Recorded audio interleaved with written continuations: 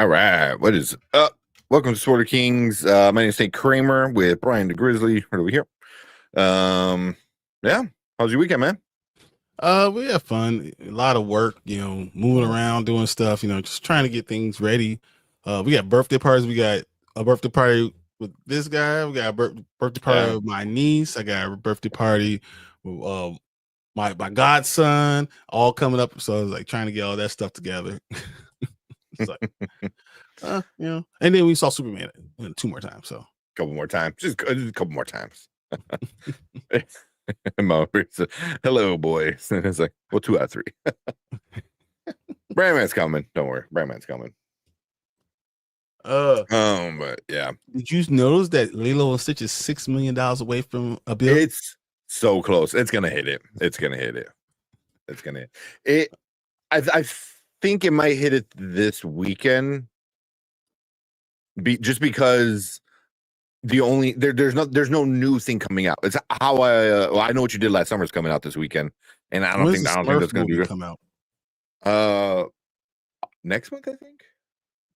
I think it's July. I mean, obviously, I'm not even sure because I'm not going to see it. I just feel like it's July 18th. It does come out this weekend. Yeah, that's what I thought. I thought there was another kids movie coming out this weekend. Man, there's a lot of fucking famous people in this movie. Yeah, it's everybody you can think of. Holy shit! I did not realize. Like you got Kurt Russell, Dan Levy, Marshmallow's in it, James Corden, Octavia Spencer, John Goodman, Zolo from Cobra Kai, Blue Beetle, Rihanna. Like, holy shit, man! There's Nick Offerman's in it, Sandra Oh, Chris Miller, Nick Kroll, of course. That's what I'm saying. So that's why I'm like. It's not you're saying it's going to be this weekend. I'm not going to say that. What I'm going to say is it probably will because not because of us, but for international numbers. I think international numbers. Yeah, international numbers. Yeah. I think it's done domestically. I think it's pretty much done, and there's not even enough screens to put it out there right now. So with Jurassic World, which I told you was going to be over $500 billion by the second weekend, and it's way over five. Like, look, guys, you guys be acting like I'm trying to like sell the damn movie. I'm just letting you know what's going to happen. It's like, it's dinosaurs, random shit. They're going to like it internationally. It's just what's happening. So where is it? Because I saw it hit the half a billion already. 532 million. So did you really ask about Smurfs? Just because you know what, like it is the kids movie that's coming out this weekend, and I don't think it's gonna see a lot. It looks so bad, but I mean, if a kid's seen, like if you took your kid to go see Lilo and Stitch a handful of times, they might want to go see something different. Why? Because it's blue people, the wrong blue people, Maria. Wrong blue people. Go to the blue people in December. Don't worry about this, dude. It's the blue people. But no, I mean, this is just what it is. I mean, when you got the Smurfs coming out, because kids, so parents with kids, especially from the ages of like 5 to about 11, all they do is wait for another movie to come out so they can take their kids to do something. They can shut the hell up. That's literally it. Like I gotta take them somewhere for someone to do something. So when a movie like that Smurf comes out, it literally is just based on the fact that parents just want their kids to go do something. Yeah. I think it makes $100 million maybe total, maybe. And if it does, whatever. I don't know how much they spend on the money. I'm in the movie, but the marketing has not been that much. I think they've only had one trailer, right? Maybe they cut up that one trailer a couple times to make shorter trailers, but yeah, the budget's got to be fairly low on it. Let's see if I look up real quick. They haven't even announced the budget. So $110 million. Oh, that was it. Damn. Oh, there you go. Yeah. Oh no, the Smurfs 2011 and the Smurfs 2013 both had a budget of 110. So they're assuming They're assuming this one's they're assuming also it's the same thing. Yeah, but the range is 60 to 110. So no. Yes, it's 65 million dollars. What I'm seeing right now. Okay. $55 million. So if it makes more, makes it 100, then hey, it works. I mean, this is a movie that you make to keep the rights. At the end of the day, that's what it is. It's a movie to keep the rights because you have to make a movie. So the singing looks so bad. It looks bad. It looks bad. Yeah, because even though like there are a lot of people, none of them require a lot of money. Rihanna. Rihanna's a billionaire.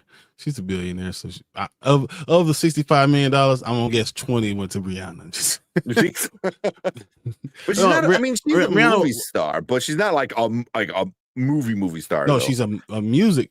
She's a music star. She's worth what $2.5 billion. So she's not getting out of the bed for peanuts for nothing. That's true. So that's why they're putting this whole movie behind it. That's the whole idea. Yeah. It's fun, Mama Bear. That's it. Thing of some merch. Yeah, no, I got it. You checked it? Yeah, that's what I'm pulling up right. That's why I'm laughing at. That's funny. There you go. That's what I'm saying. Like, just Rihanna being Rihanna is going to make money.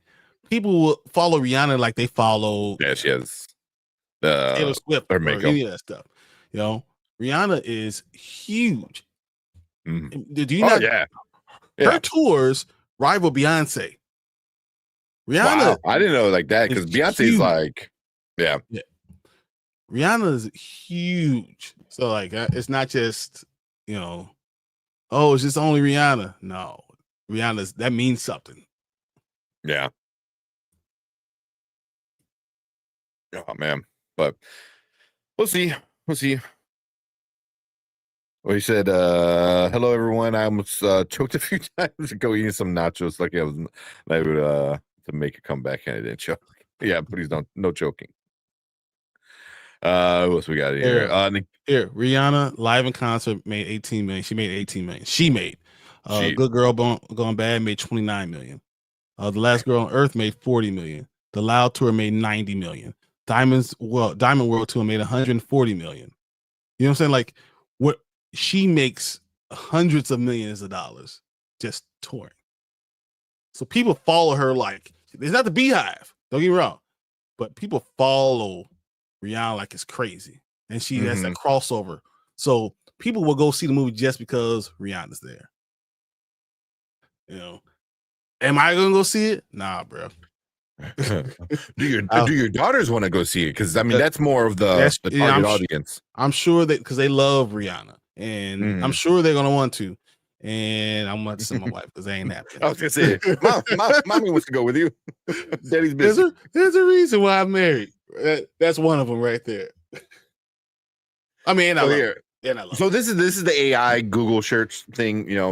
I hate it's the first thing that pops up, but I don't know if it's how much of it's correct. Said her involvement in the new Smurfs movie includes voicing Smurfette, right?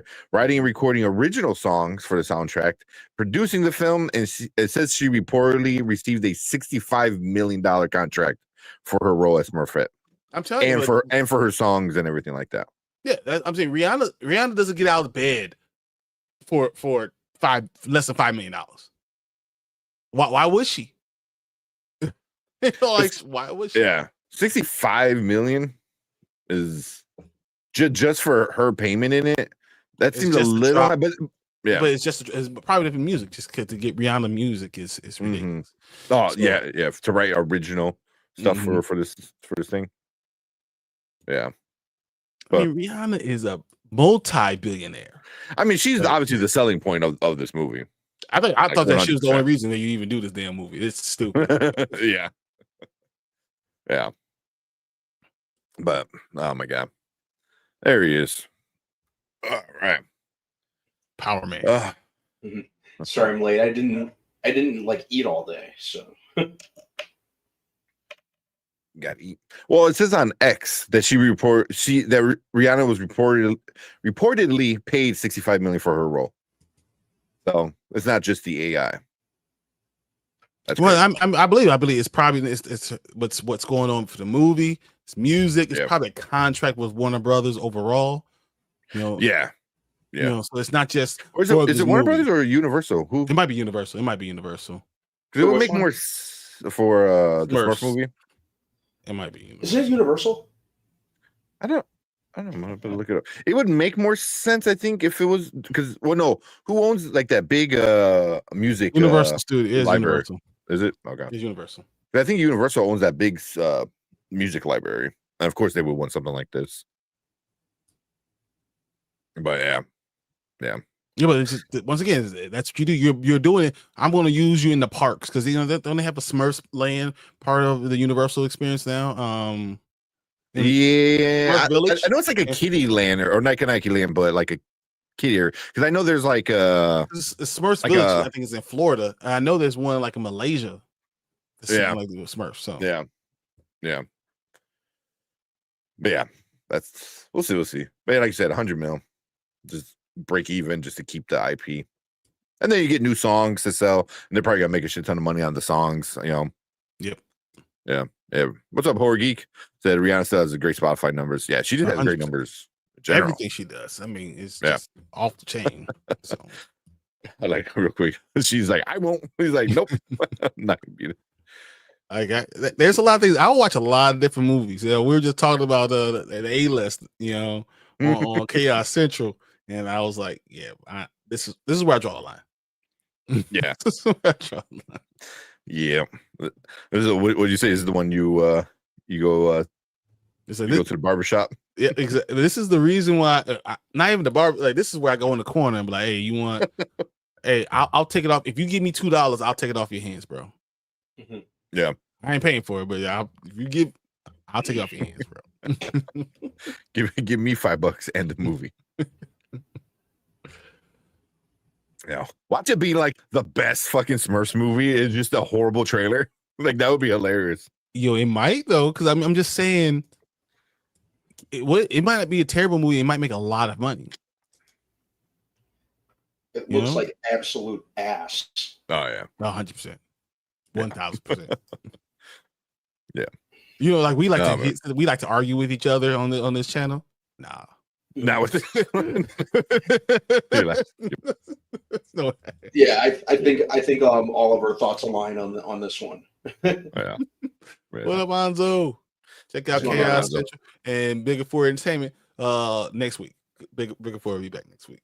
I'll tell you all about that later. Okay. But yeah, what's up? So man. Yeah, usually when I watch you guys's like reviews or discussions, I find myself usually disagreeing with Anzo. And Anzo, I'm like, just 100% right. Almost everything he said, I was like, yeah. But so much so I was like looking at myself, am I wrong? What's wrong? Maybe I'm not right this time. Oh man. So we used to have Smurf Village at Canada's Wonderland. Okay. Yeah, I haven't been there in ages, so I don't know if they're still there or not. I mean, Smurf's been around for a long time. Oh man. Yeah. Holy shit, for a long time. And Fernando said 100% ass. It looks bad. Like the song, the dance, and all of it. I was like, everything about it was absolutely awful. Yeah, the animation just it looks like the previous Smurfs movie, but for some reason I don't know if it's the shading or whatever. It just looks a little cheaper. At least in that trailer. So, I don't know. Because I'm telling you, one bigger from Rihanna and it'll do big numbers. You're not wrong. You're not wrong. That's what I'm saying. Like we might come back and say, "Hey, look, Smurfs movie make $200 million. It made more than Superman's second week." Wait, I don't know where it would land. It might, because Superman, Jurassic World are going to be 1 and 2. Will you be mad if Smurfs beat Jurassic World and Superman? Open does like $64 million opening weekend. Yeah, and then that's a win. That's Superman makes 60, and Jurassic World makes 41, 39, something like that. Well, I'll be so mad. I'm like, what? How? Who the hell wouldn't watch this damn movie? Oh, she's not wrong. Not good. Man. But yeah. Oh man. See, I'm always right. He's like, my man. Hey, I'm always right. No. Yeah. You're wrong more than anyone I ever met in my life. I've heard a Mr. Terrific. Wait. I'm sorry. Chris is wrong more than anyone I've met in my life. I don't know what's going on, Chris. Usually I'm pretty like I agree with Chris on most of his takes. Most of them. You know, I'm same thing with Danny's pretty good with his takes too, you know. So but yeah, I was just like, damn. But like Danny's issues, I was like, most of them, like, yeah, okay, like, if especially if that's not your thing, then I get it, But well, Fernando said, I've heard a Mr. Terrific is being discussed, a TV show, a spin-off TV show with him, which is the movie. Yeah, let's go. Yeah. I'm with it. Let's go, Edie Katigi. I love it. Deserves it. And that dude's been working steadily in Hollywood for years and years too. So it's nice to finally see him get. I'm hoping this is his big break that really elevates his career. Yeah. Because he's been in Hollywood, like in supporting roles and the like for quite some time. And I've always liked him as an actor. So I was really happy when he got this role because I always thought it suited him. When I heard that he was cast, I'm like, all right. I'm surprised. I'm surprised Mr. Terrific's going to be in this movie. B, if they had to cast anyone, good choice for the role. And he just delivered in every sense of the word. So I hope he gets a show. And it's also that'd be really good. But there's a lot of discussion already around him, being obviously, insanely smart and also kind of being a badass, but like his arrogance and cockiness of being smart, really definitely showed. And already a lot of people were talking about like young black kids getting more into STEM, because of something like Mr. Terrific. Like I love STEM. Come on, man. Yeah, I know you. That's my whole argument. The same thing when Black Panther 1 came out, like Shuri was this like super smart, like she was like the smart person because obviously she learned it from T'Challa, but she was that, and STEM with like young black girls really went up, so this, especially him being not Edie, but the character, being American, is really good for like a lot of STEM. So we'll see where it goes, because if it gets a show, I think it'll do really awesome. Really I would love to have a movie with Mr. Terrific, but there's not enough comic books or enough storylines to really go off of. And I want this to be I want this to be a leap pad, like to jump, onto other things. I think Icon has enough. I think Static has enough. Black Lightning has enough. I want one of them to get it, but I think seeing Mr. Terrific and how audiences, went with him and identified with him and loved that character, maybe that opens up James Gunn's eyes to the stuff that I want. So that the whole reason I was hoping for Superman to be a good movie is this type of reaction. Yeah. And we're getting Green Lantern. As much as I'm not a big fan of them having different ages and stuff, they obviously are going with Jon Stewart being the main Green Lantern just because of the age. He's the younger one. So, so we're getting getting Green Lantern in, soon. So Just be good. That's all I ask for. Yeah, like I was listening to Chill and Plant Fanatics. You know, they had their morning kind of afternoon show, and they were talking specifically, that, and how, they're both more open to DC now because of Mr. Terrific and what they. No, you're not allowed on this bandwagon. I've been on this. Well, actually, Chill's been on the bandwagon for a while. Actually, Darius has been too. Darius is too. But this whole DC, this is what they do. I mean, and when you get black characters that are engaged with other people, this is what you get. You want this engagement. So I'm telling you, Static Shock will blow numbers, would rival Spider-Man numbers. It would rival Spider-Man numbers. You'll be like, who the fuck is Static Shock? I think so. And then all of a sudden you see a $900 million movie. 950. I think a Static Shock movie would do more than Superman does. It identifies a certain people that are going to galvanize towards it. And even without the international numbers, you're going to get an unbelievable type of movie, an unbelievable following. So that's why I think that I want those type of things. Mm-hmm. I agree. See what else we talking? I kind of left off. A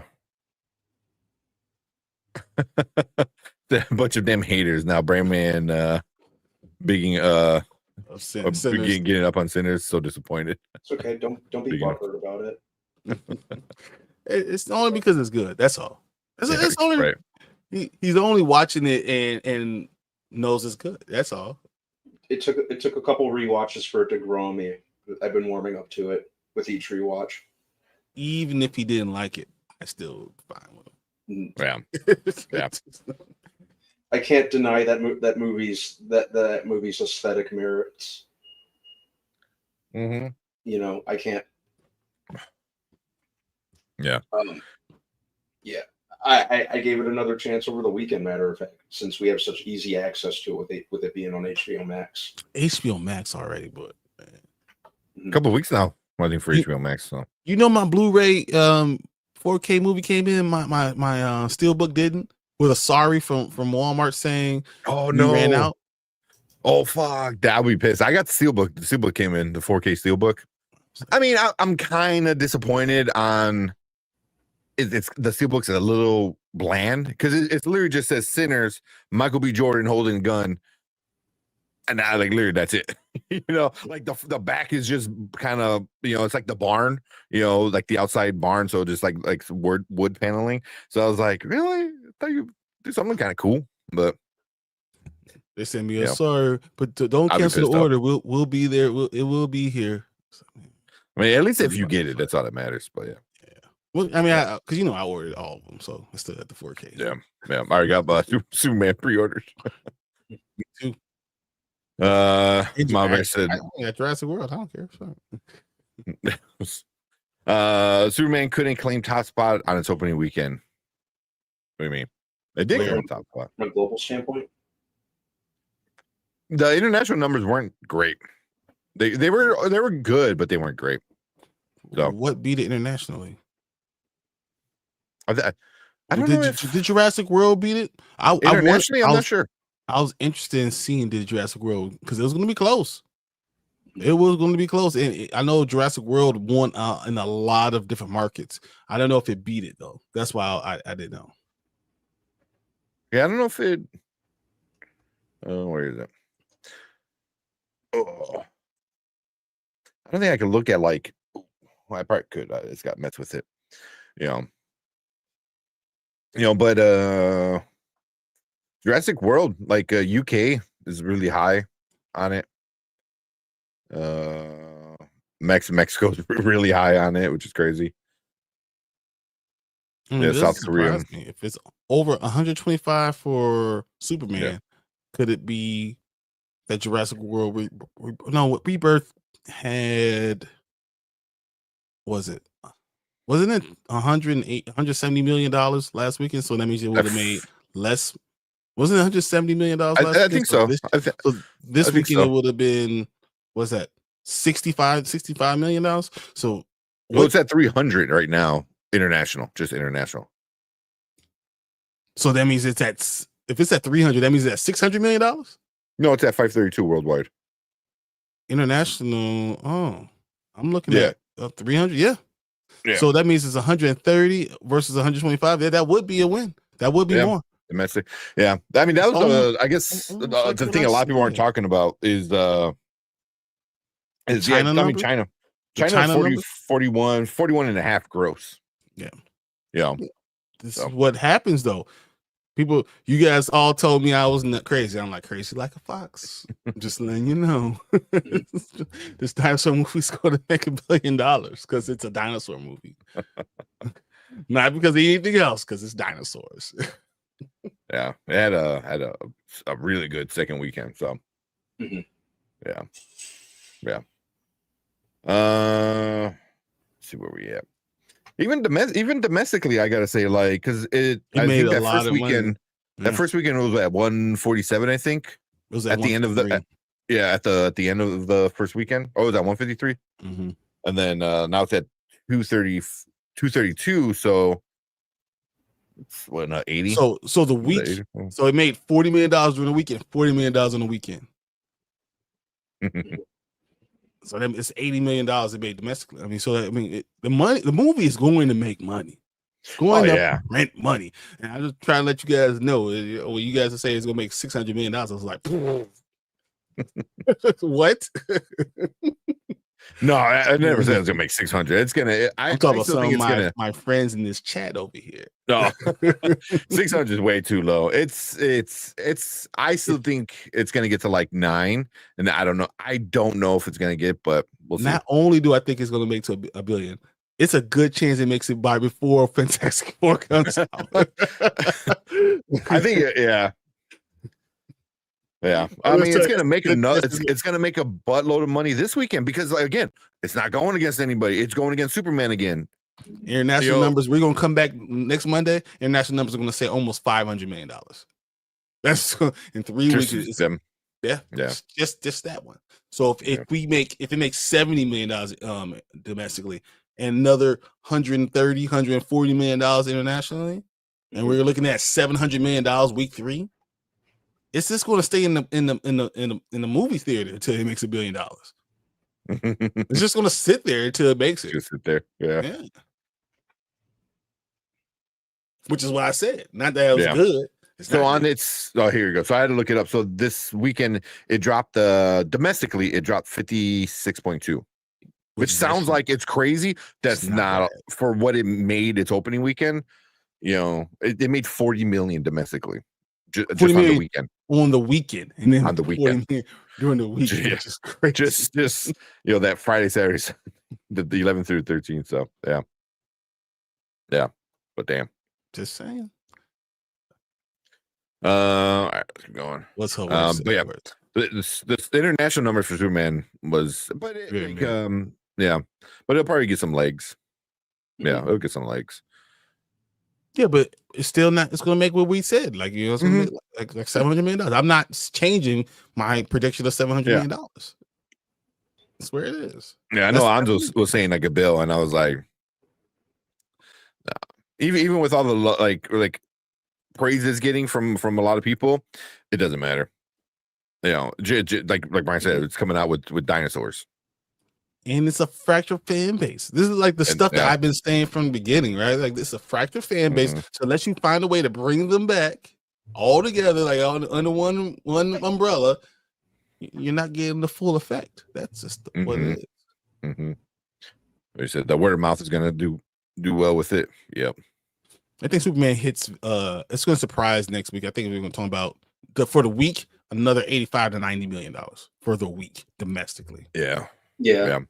There's so many people are going to see it multiple times.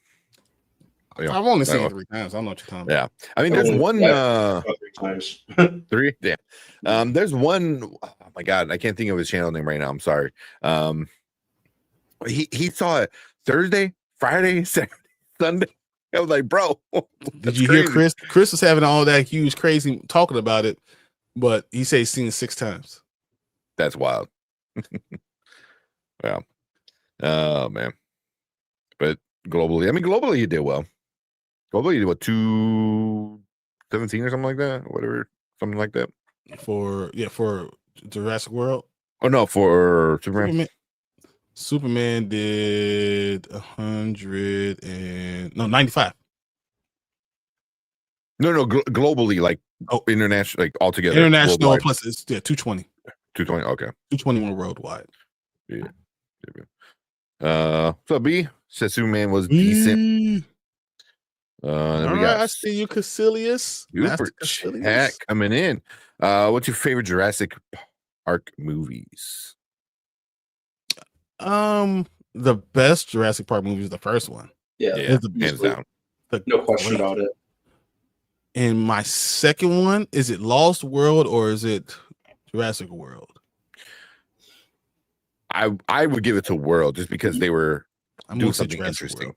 Yeah, I'd say Jurassic World. Think what you will of the follow-ups, but I did have an entertaining time with the with Jurassic World. It had a lot of dinosaurs. It had raptors. It showed everything. So all the stuff that we complained about this past movie, Jurassic World had all that.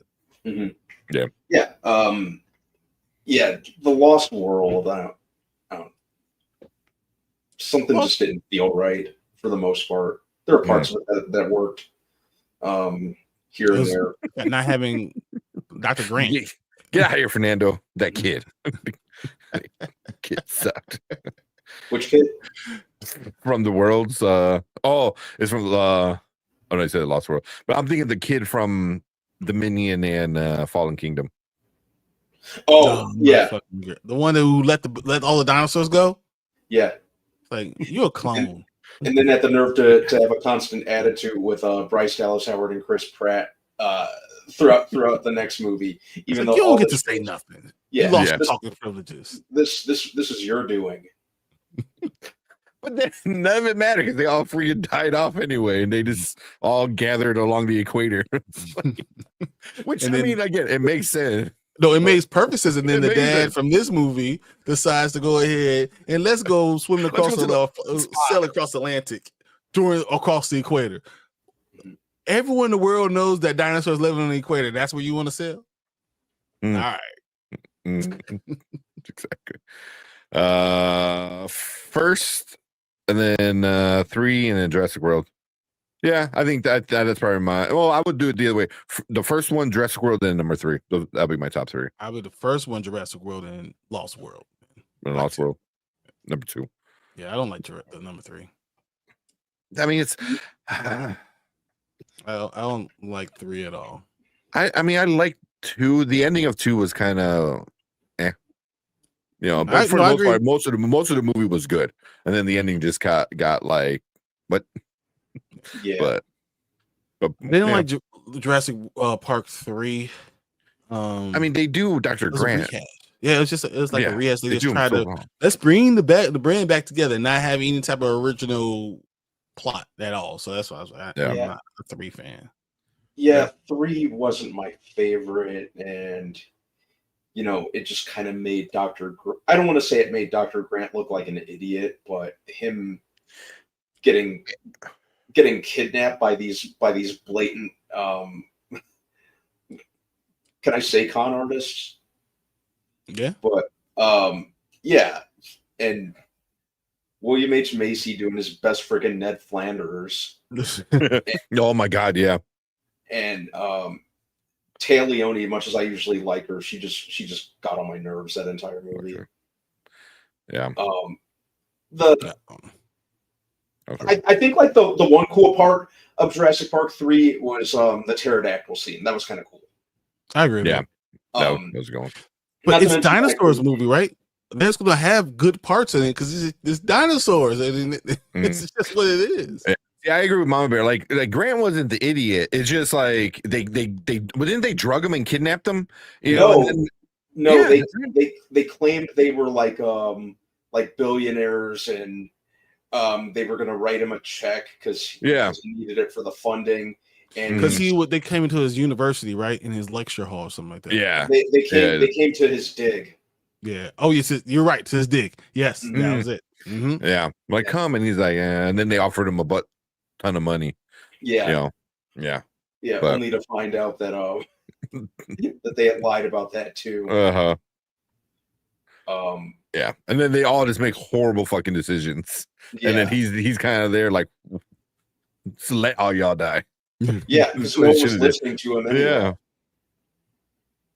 Yeah. Oh man. Yeah, even the mercenaries were lying. Yeah, everyone was lying. Mhm. Oh man. But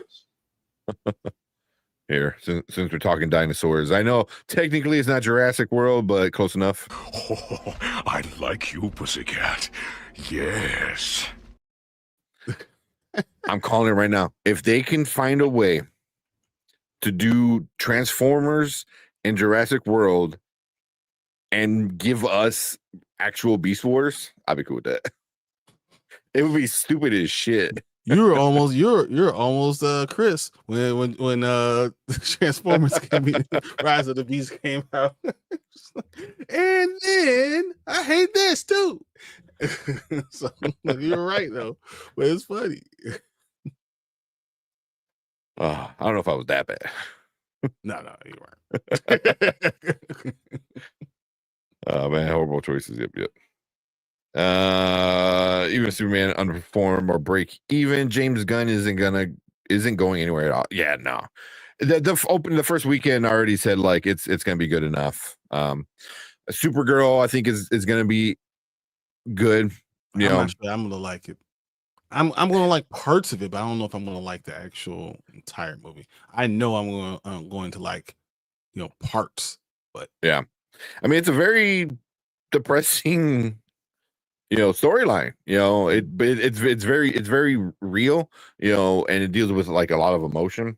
And they set it up here. Like so, I said I didn't care for her being drunk. I wish that wasn't the first thing we saw of her, but it makes sense for where they're going. Yeah, I wonder how much they're gonna go into that, because it's kind of a polar opposite kind of origin of hers versus Clark's. Superman's. Mm-hmm. So I wonder there's a lot of potential they can mess around with it, and they're certainly picking the right storyline to really explore that. So no, you're not wrong. You're not wrong. Yeah, and I think Millie Alcock made a pretty good first impression for the 30 seconds of screen time she had. That definitely has me interested in more. I hope they don't go too much into her kind of being drunk and surly. like I didn't like that at all. I just didn't like it. Like we should, maybe but she's on another planet getting drunk. So hopefully that's not the only side we see of her. But it's got a lot going for it that I'm interested in. And I like the cast just like I did this one. I'm really excited to see Jason Momoa be Lobo. I think it'll be a pretty good companion piece to this movie. Mm-hmm. If this movie, let's say this movie does $720 million, okay, and Supergirl turns around and does $340 million, is that a problem? I don't think it would be a problem. I mean, for DC is what I'm saying. For DC, would that be a problem? That so $720 million, and then the next one makes $340 million. I mean, no matter what you say, because the fact is Supergirl is not going to have the same international reach as Superman. No, but I think Superman being as good as it was is going to get people more excited about what's coming down the pipeline. It's still, I'm saying 720. Does does it have the same international numbers? Does it have the legs that we need for it to make it be what it needs to be? If it only makes 360 could be, what, that's exactly half. 360 is half. It makes half that amount of money. Yeah. Mama Bear. So waiting to see. Just inspiring. The Superman, that last scene of Superman in the tower was good. I liked a lot of it. I mean, the entire second half, I like. I don't, Mom really don't like it. But you didn't see that second half. She left. I know. He left. Yeah, but yeah, it's not like she's just drunk party girl. There's a very good reason why she's drunk and drinking. And it's not like, oh, she's 20, or 21 and going out having a good time. There's a reason. She's drinking. And I think, go ahead, B. I'm sorry. I think I read a synopsis somewhere where they said this is going to be her off planet celebrating her 21st birthday. I think. Did I read that somewhere? Or I don't know. Wait, let me look that up. Supergirl is going to be a lot about depression and feeling left and abandonment and things to that ilk. And all I want to tell you is, though people love Thunderbolts, it made $382 million. Mm-hmm. And I'm saying, what if it does exactly the same thing? Don't tell me it won't do it. Yeah, no, there's a good chance. So, no, there's a good chance. Yeah, but also I think Thunderbolts is coming off of not good run of movies with the MCU. Not saying that like the DC is only one movie deep, but I think if everyone's thinking $1 billion, which I thought was just stupid in the first place, and it makes 700, and then the next movie only makes 3 whatever. I'm just saying, to establish this universe, if it was me, I would have went Superman, Batman, then all ancillary things, no matter what, just to make sure, because the best superhero, like the greatest superhero is probably Superman, right? The most like people love more than anyone is Batman. I would have put those money makers right back to back, and then probably one Supergirl. Then you could look at Wonder Woman, and then you can start going to the other ones. But you want to start with a bang and hit people in the mouth. But maybe I'm wrong, and Supergirl if it makes 500 million, then this is a win. And as Brandman just talked about, Jason Momoa being in the movie doesn't usually make low money. I mean, it usually makes just him, if he's a star in the focus of that movie, it usually makes at least $600 million. Yeah. So and if they look cool as Lobo, hey, he's gonna be so big on the marketing. He's gonna be so big in the marketing. Yeah, and I think he wants to be too. So and this role.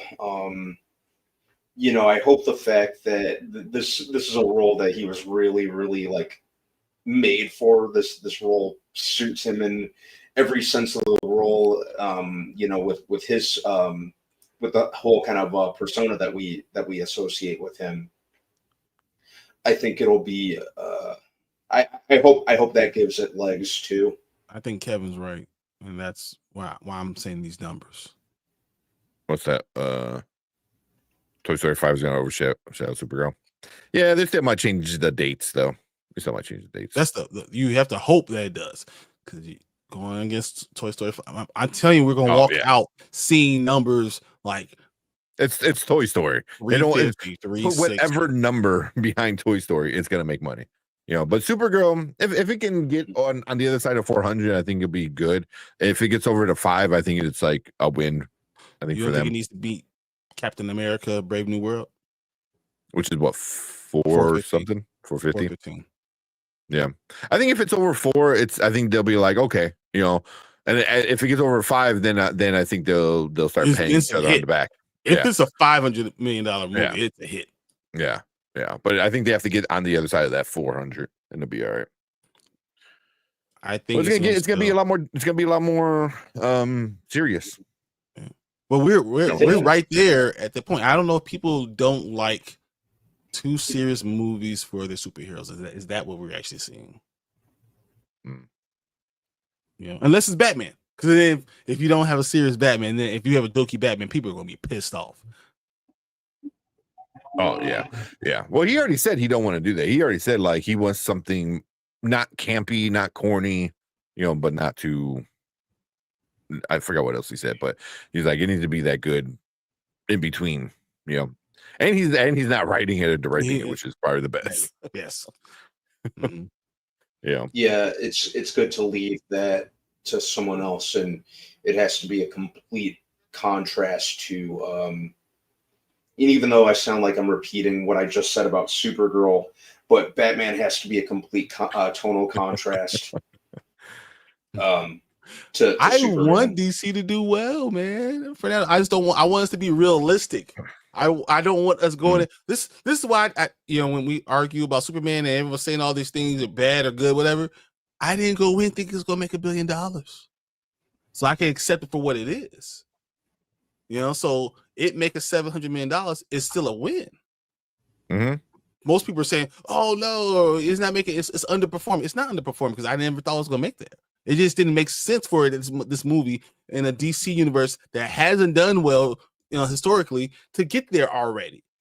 This needs to be the first step to getting there, and eventually we're going to be talking about DC, in that idea of Marvel. If it does it the right way, but if it doesn't rush it and takes the step, I just don't want us to have this idea that this is the best. It has to be the best now. It has to make all this money right now. It doesn't have to. It just needs to be a decent story, a good ending, and a good first feeling.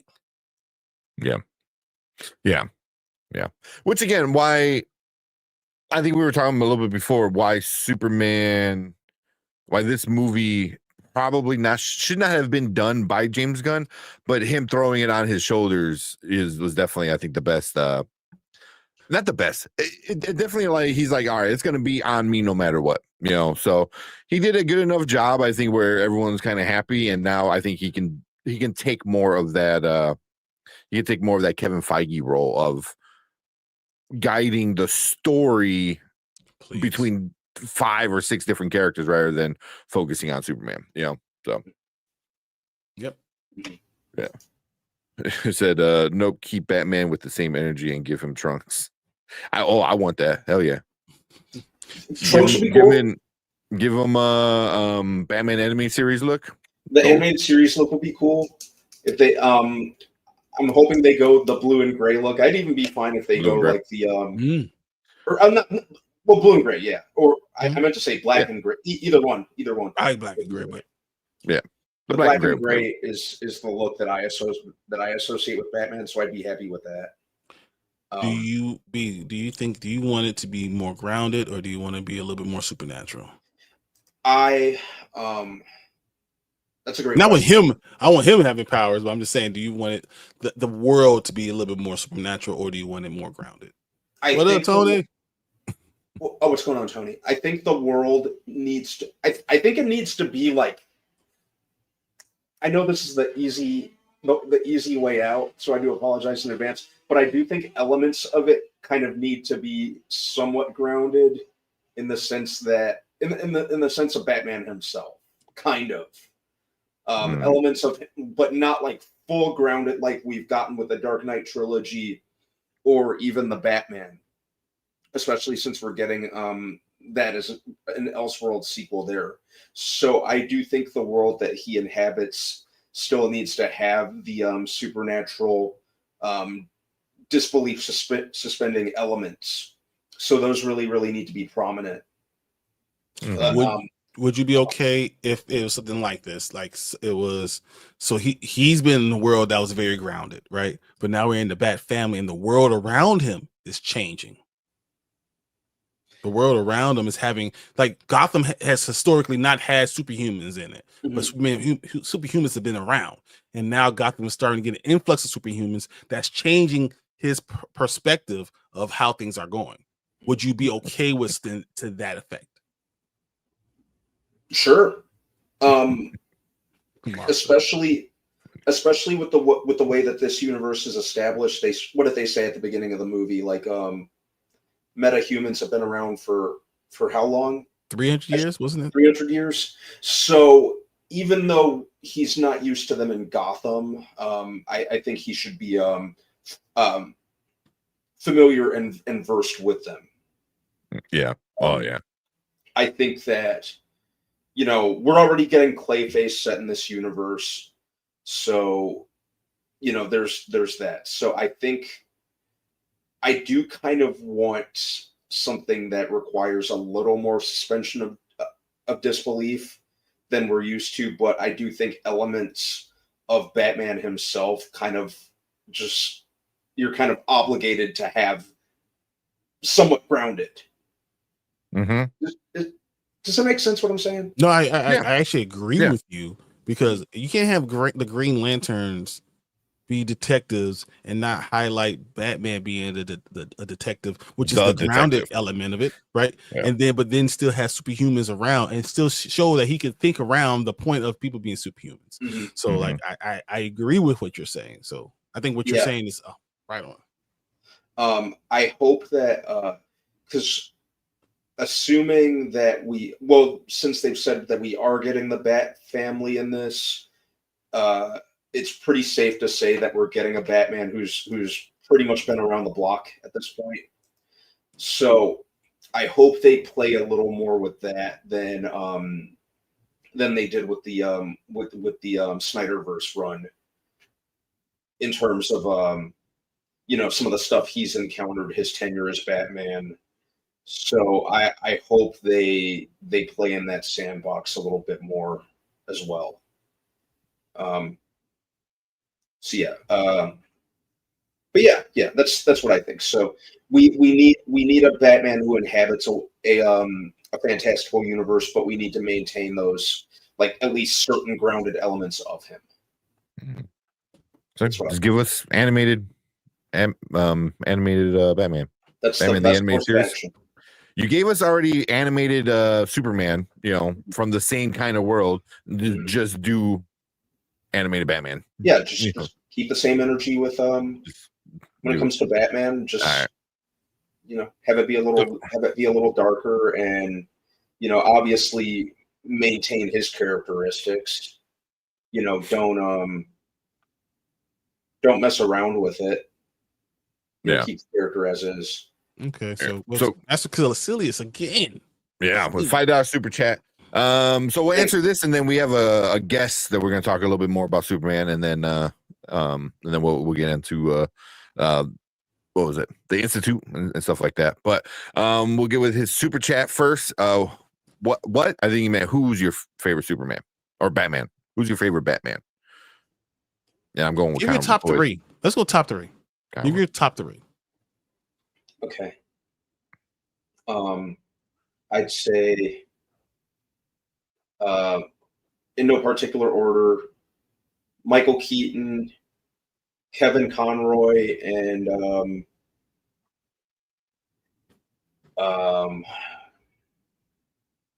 I almost want to say Christian Bale, but at the same time, I kind of want to go against the grain a little bit and say Jason O'Mara, who voices a lot of who's done a lot of the Batman voices in the animated movies. I kind of liked his take a little bit. Yeah. I'm gonna go just movie, actually live action, like people actually doing it, not necessarily voices. Like, so I'm not gonna put Kevin Conroy in it because he's who I hear when I think Batman. As soon as I see Batman, like I think of the song, the music, and I hear Kevin Conroy's voice. So that's not fair. So I'm gonna go just live action stuff. So I'm gonna say Michael Keaton, Ben Affleck. I love Ben Affleck as Batman. Not the movie, but the character, the actor. I want more Ben Affleck as Batman. I like that idea. And then I'm gonna go third. I'll go Bale third, but Bale is like, he's a far third. I almost put Robert Pattinson in front of Bale. That's how much I don't like as Batman, not as Bruce Wayne. Yeah, like if we're going strictly live action, I definitely say Michael Keaton, Michael Keaton, Christian Bale, and Ben Affleck as well. Affleck, like I said, the writing failed him but I think he elevated it. Like, you know, he was easily the best part of Batman vs Superman. Usually the best part about a lot of the stuff. Justice League. Yeah. I mean, he was just the best part about all Yeah. the crappy stuff they were putting out there. Yeah, he was. Yeah. He was actually an imposing Batman. He's a Batman that I would probably actually be afraid of. And you see him in the alley. I'm like, man, I'm gonna go get a gun. I can't just be fighting this dude with my hand. I'm a big dude. That's still gonna just be trying to give him these hands, man. No. Yeah. Well, mine's Conroy, Keaton, and Affleck. Just Affleck was for the little bit of time that we got of him, he was awesome. Yeah, he was awesome. What is not doing it the animated series then? Not doing the animated series. I would go Keaton, Affleck, and then probably Bale. That's what is Bale that last one, you know? Because yeah. He was good, but there's a lot of issues I had with him. Yeah, I think he did the best job in Batman Begins, because I kind of think that was probably the most Batman-centric movie of the trilogy, if that makes sense. And I mean, you liked it. I didn't like Batman Begins, so I love Batman Begins. The Dark Knight is the ish. The Dark Knight, don't get me wrong, like it's definitely the best of the three.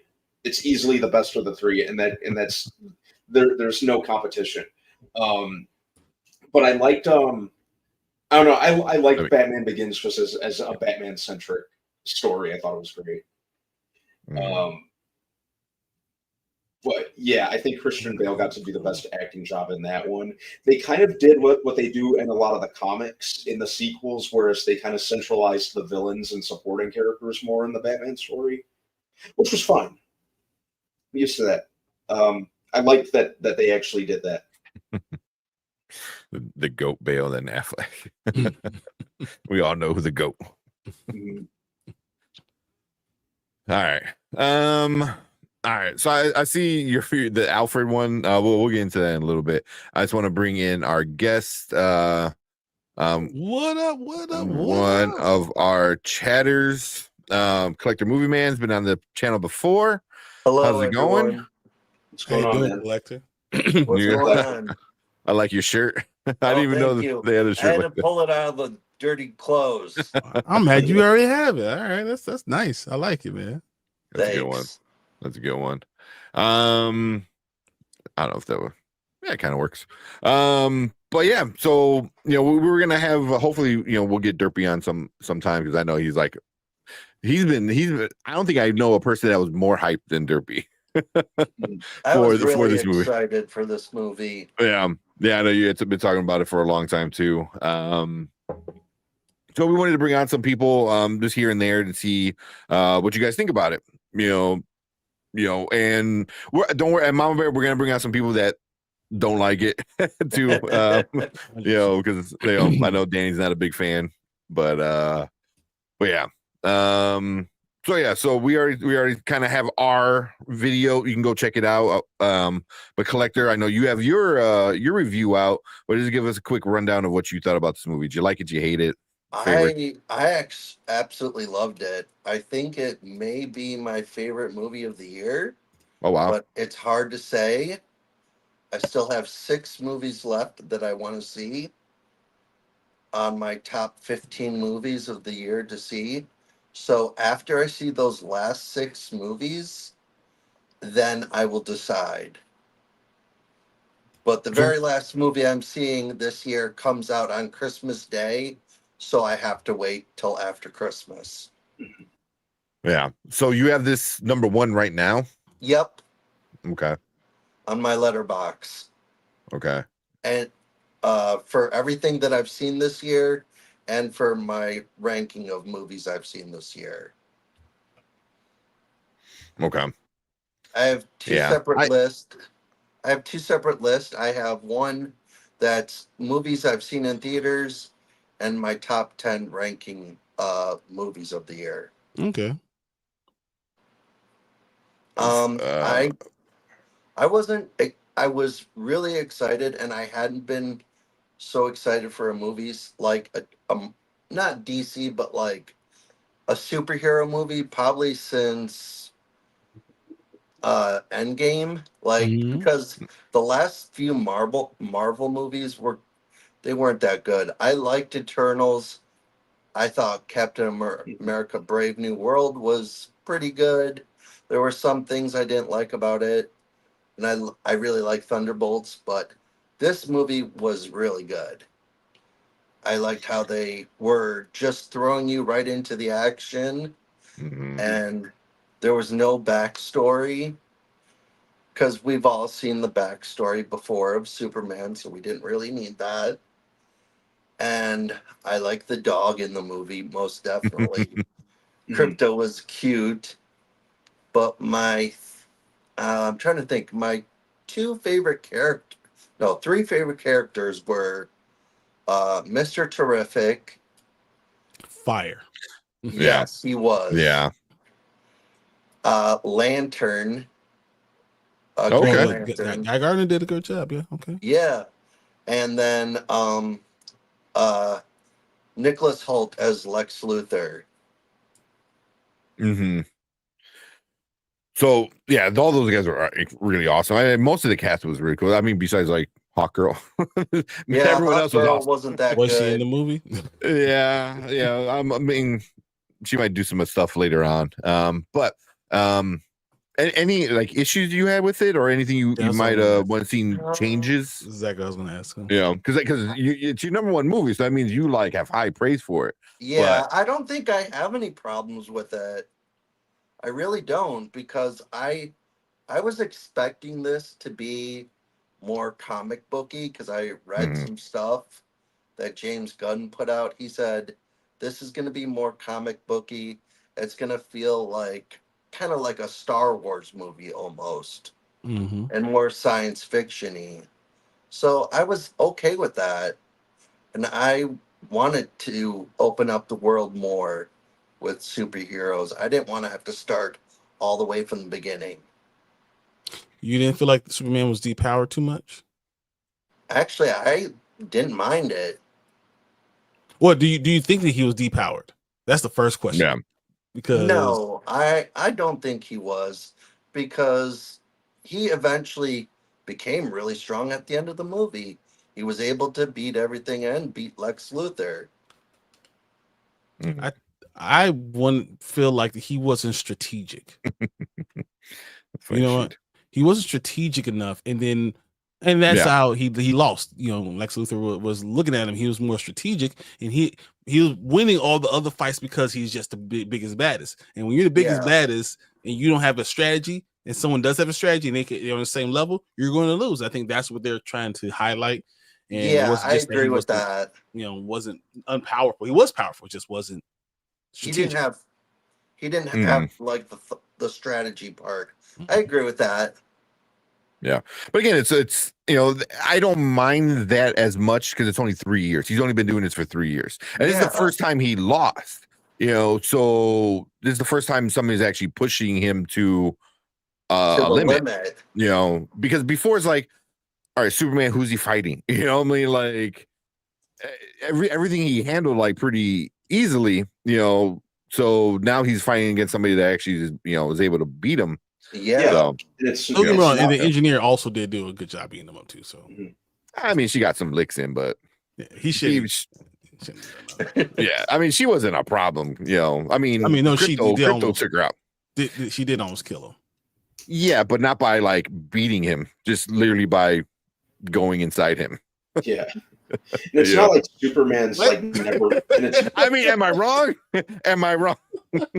It's not like Superman has never lost any fights in like comics or other forms of media like the cartoons. I think we're just like general audiences are used to the only thing being able to hurt him in movies is kryptonite.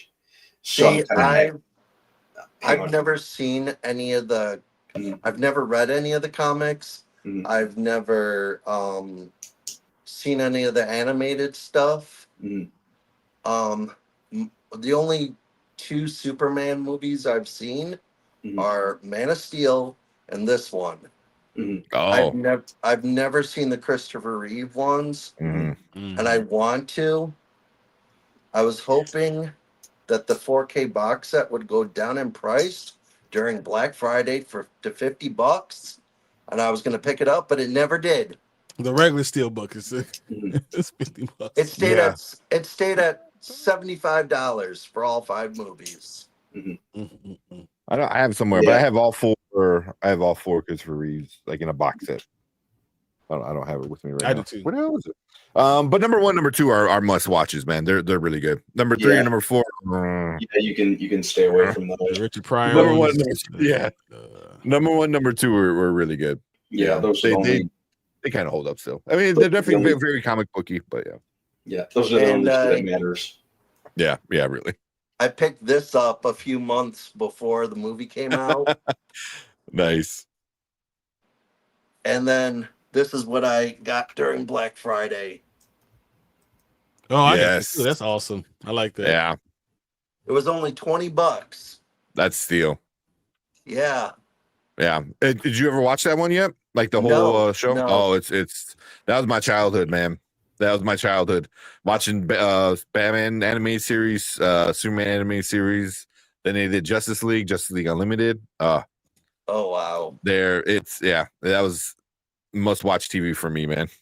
Every week it was so good. I was watching the Batman animated show during when I had HBO Max, and then now I got rid of it until next year. So then I'll get back on it again. Yeah. It's definitely worth a watch. It's a lot of fun. Okay. So no major issues with it. No, not really. Okay. And I am very excited for Supergirl. That was gonna ask you. Even though we only got to see a few minutes of Millie Alcock, I think that's how you say her name. Yeah. Good job. I am very excited to see her portray that character, since she's never really taken on something like that. I guess her very first role was in House of the Dragons. I think so. Here in the United States. So, and everything else she didn't like in Australia, because I guess she's an Australian actress. Mm-hmm. Yeah. So I'm very much looking forward to that movie. And I'm also looking forward to Clayface, because I've heard it's going to be like a rated R horror movie. Yeah. Yeah, they're saying body horror. So very much like what's the one we just watched with Demi Moore? The Substance. It's going to be the male version of The Substance, basically. Yeah, I think so. It's going to be exactly that, the male version of The Substance. I still have not watched The Substance because of the needles. Understood. Yeah. That would be a problem. So I got you. Yeah, but once you get past the needles, there's way worse things going on in that movie. I just hope in Clayface there's no needles. I don't think so. At least in his origin story, I don't think. But they're going with like more animated series. That's why I'm hoping for a Batman animated series, kind of, because they're going with the Ron Perlman Batman animated Clayface kind of thing, just darker. Oh, cool. Yeah. So if you ever seen then that's a great, if you ever want to watch that, look up the Clayface origin story from the Batman animated series. That is a great, I think it's like 2 episodes, so it's like an hour-ish long. Feet of Clay. Yeah. Feet of Clay. Yeah. Are they on HBO Max or anything? Maybe. They're either on sure. HBO Max or Prime Video, one of the two. All right. Well, I'll look it up on Prime Video. Yeah, that's good. That's good stuff. Okay, so you're excited for that. What about what else is coming out? Lanterns is coming out pretty soon. Yeah, I'm excited for that one too. Okay. And is that all that the DC has coming out next year? As of right now, just Supergirl and Lanterns right now. Yeah, those are the only things really in production. Like Clayface it's not in production, but I think they got a script or an idea or something like that. But those are really the only things that I know they have. They have like Swamp Thing they want to do, and the Authority and other stuff like that. But those aren't like officially on the books yet. Yeah, I am looking forward to Batman Brave and the Bold. Yeah. I really want to know who they cast as Batman Brave and the Bold. I just hope they don't pick Alan Richards. Nah. Because I really like him as Jack Reacher or Reacher. Mm. And I don't want him to be taken away from there for Batman. Yeah. I can understand that. I can totally understand that. Yeah. I don't know. I like him, the actor. I think he's really awesome. You know, I think I like him as a person from everything I hear about him. But I don't know if I can see him being the Batman in this universe. You know, you have to explain it to me. That's why you have to explain me how that is going to work. You know, I think you need to be able to have chemistry. You need to have chemistry with Superman, with David Cornsweet. So whoever they pick, I think they're gonna do a bunch of stuff together, like read a lot of lines and whatnot, and then they find out all right, who is a good actor that can complement David Cornsweet. You know, I think that's gonna be the big thing, and maybe it is Alan Richardson. You know, but maybe it is. Upset. I don't know. I'd be very upset. I mean, he's already Batman in Jack Reacher. Jack Reacher is just basically I don't want him to be taken away from Jack Reacher. yeah, but I think they're gonna go with somebody different. But we'll see. Too. We'll see. Okay. This is something pretty cool. I know you guys. Did you guys show off your popcorn buckets? Yeah, I have the newspaper one. I have this one right here with crypto. I like it. Oh, it's animated. I didn't know that too. That was nice. Yep. This was at my movie theater that I go to. It's called MJR. I don't know if those are in Chicago. I know they're a Michigan-based movie theater. I don't think I heard of that one. So. But my mom got that for me. It was $15. That's not too bad. Mom said Brandman is Batman. Yeah. I mean, it's not even a secret anymore. That's the problem. Yep. But I'm trying to think, what else did I like about the movie? Oh, I did like seeing Supergirl at the end. I did talk about that, right? Yep. Okay. What'd you guys think of it? It was cool to see her. Yeah. It showed just enough to get me excited for her movie. It was cool to see a good shot of Millie Alcock in all her glory in the suit. I know. I like the suit she's in. I like it better than Superman's suit. It gave us a nice little feel of what to expect and what kind of character we're gonna see when her movie whenever next year it comes out. I'm assuming it's gonna be this time. I heard it's coming out in June. I think I had heard that too. Yeah, that's what I heard. And then I heard Clayface is going to be like November sometime.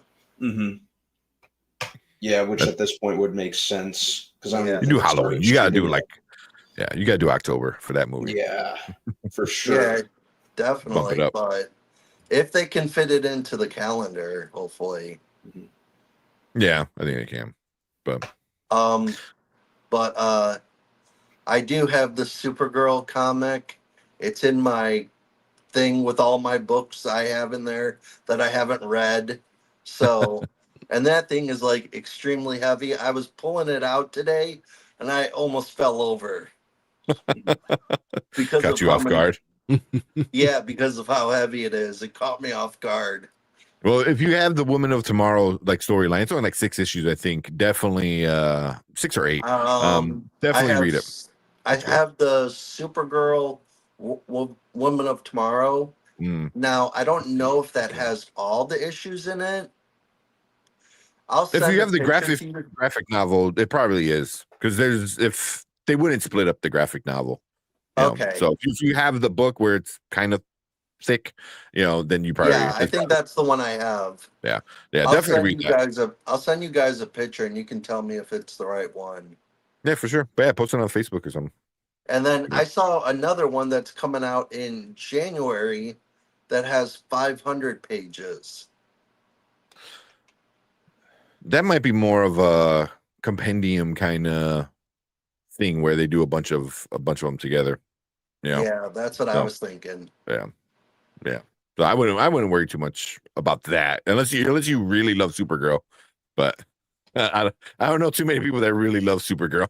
I don't know very much of her story, so that's the reason I bought that other one is because I want to know a little bit of the story going into it before the movie comes out. Yeah.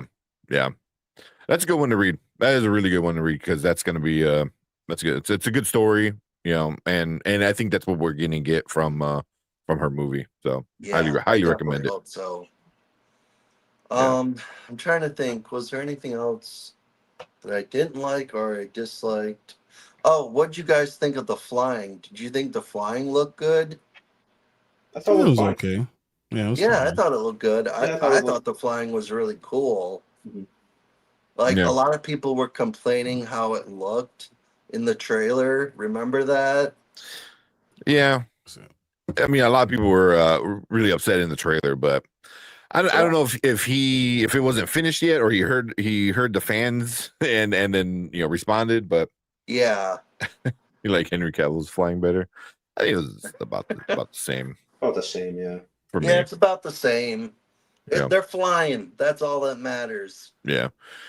And then of course, Mama Bear agreed. I like that he was smiling. We don't get a lot of Superman smiling when he's flying anymore. Yeah, we don't. Probably last one to do was probably Reeves. Yeah. Now, do you think Superman will ever have like a darker tone movie, or do you think it will be more like high, fluffy and stuff like this? I don't think it's gonna be darker. I don't see it being darker now. Yeah, not for a while. Not for way down the road. Yeah, I agree with that. Yeah. They potentially could, or at least elements of it. Just obviously a hero needs to face some kind of challenge at some point in time. So it all depends. I think we'll kind of maintain this kind of lighter tone when it comes to Superman, but as we kind of enter more facets of this universe, I think there is the potential to kind of go darker places with not him as a character, but what he encounters potentially. Yeah. I got a question for you. So, because we have other people coming in, but I want to ask you, where do you rank? Like, what's your grade overall for this movie? Overall, like, it's at well, I have it at 5 stars right now on Letterboxd. Really, a 5 out of 5? Yeah, but I might drop it down to like a half. Not like 4.5, 4.5. 4.5. That's what I might drop it down to. But I still really enjoyed the movie, and I don't know if you guys saw when I was messaging that the 4K Steelbook is already sold out everywhere. Yeah, everywhere. Yeah. It's sold out on Amazon. It's sold out on the website Groove. It's sold out at Walmart. It's sold out. Wow. Target. It's sold out everywhere.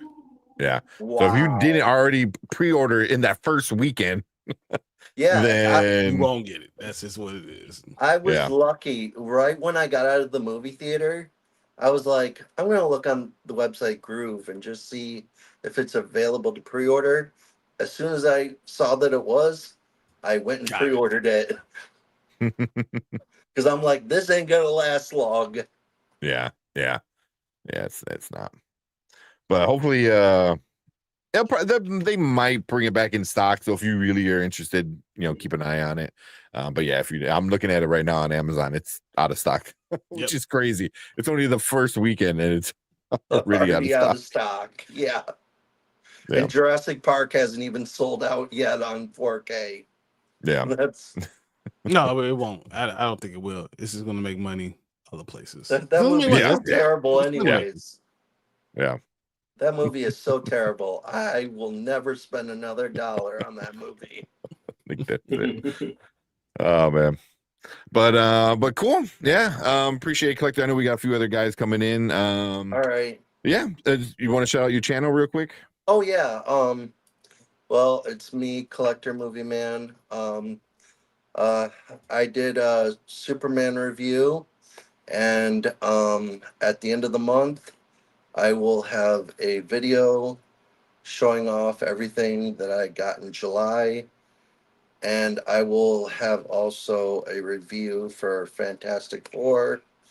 I'm probably going to see it not the first day. I'm seeing it a few days after. Okay. So I'm going to, when you guys talk about it, I'm going to be clicking off your video. I'm sorry. Because I don't want to know anything. I understand that, man. Because I'm not seeing it till the Tuesday after it comes out.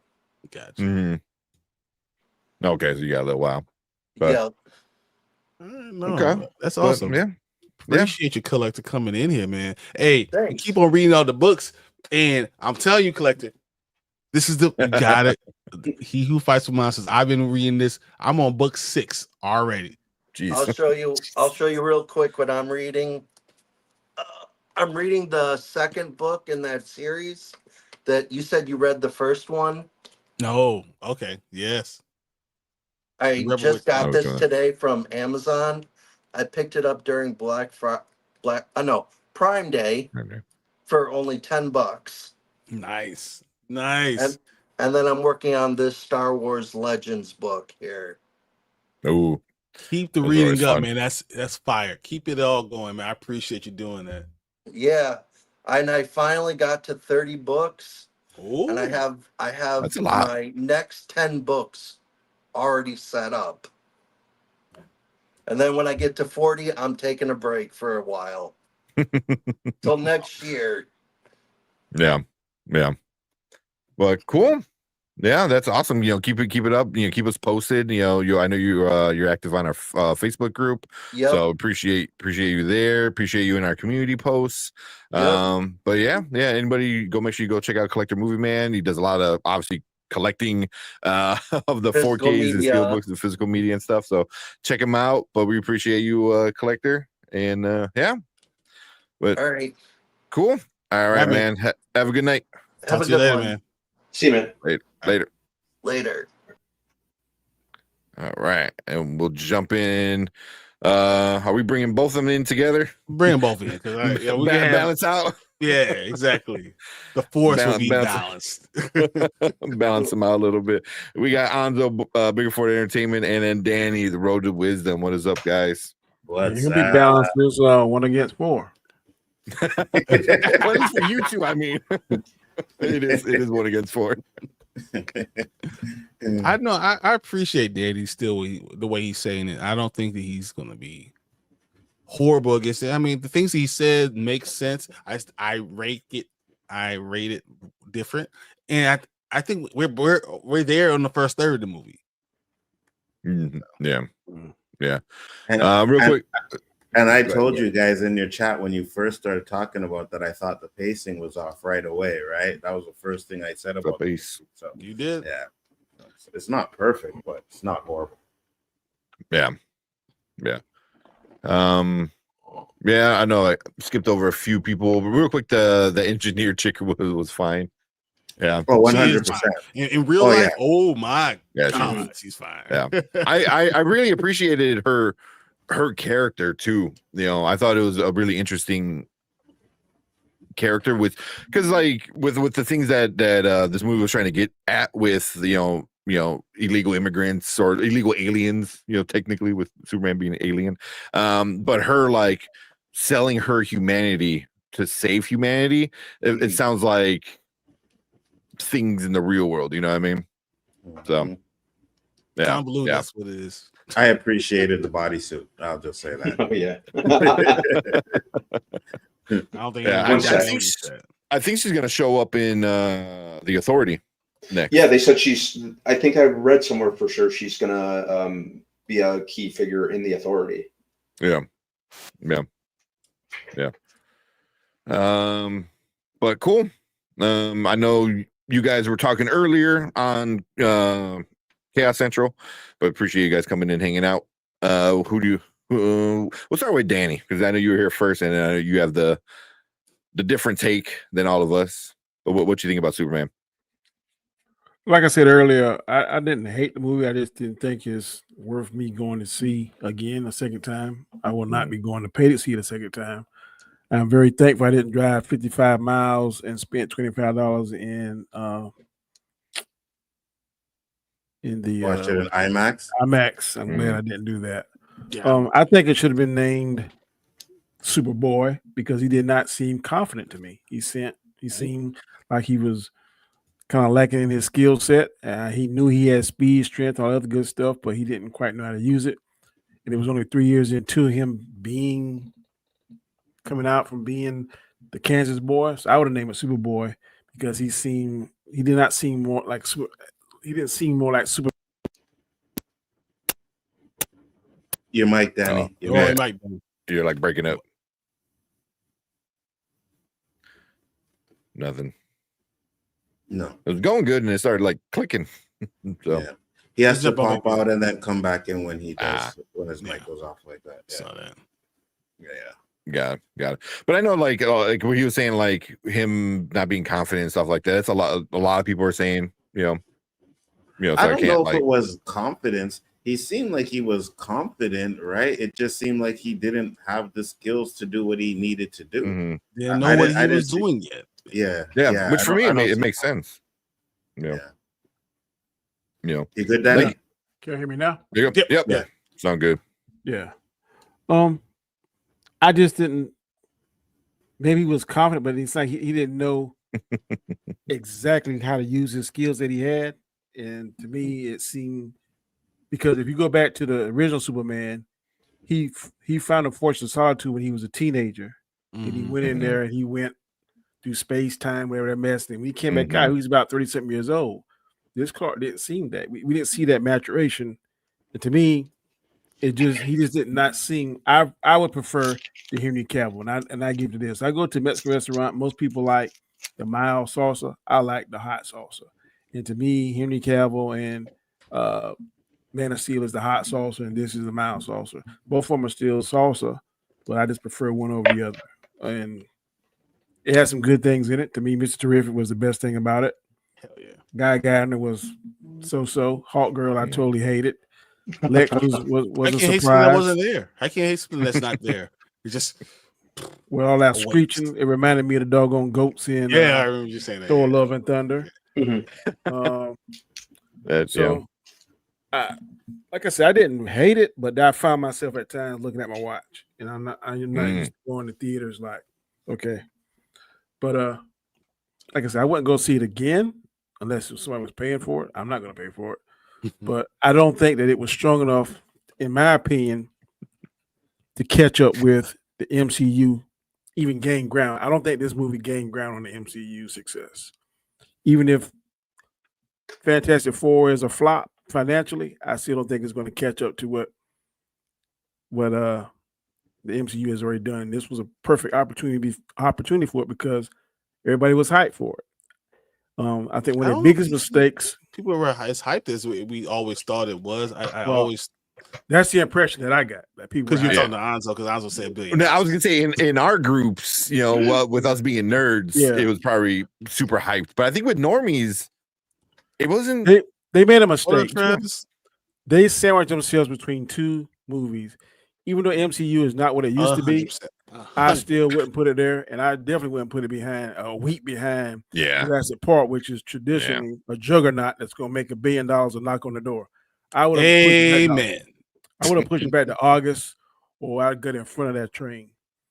But like I said, June would have been awesome. June would have worked perfectly. I hope they make another Superman 2. Like we said earlier, I think me, Brian, and both Anzo said that pocket dimension. I would have made that like the fourth dimension or whatever Mixaplex is in, and pulled him into that because one of the things that Superman has difficulty with is magic.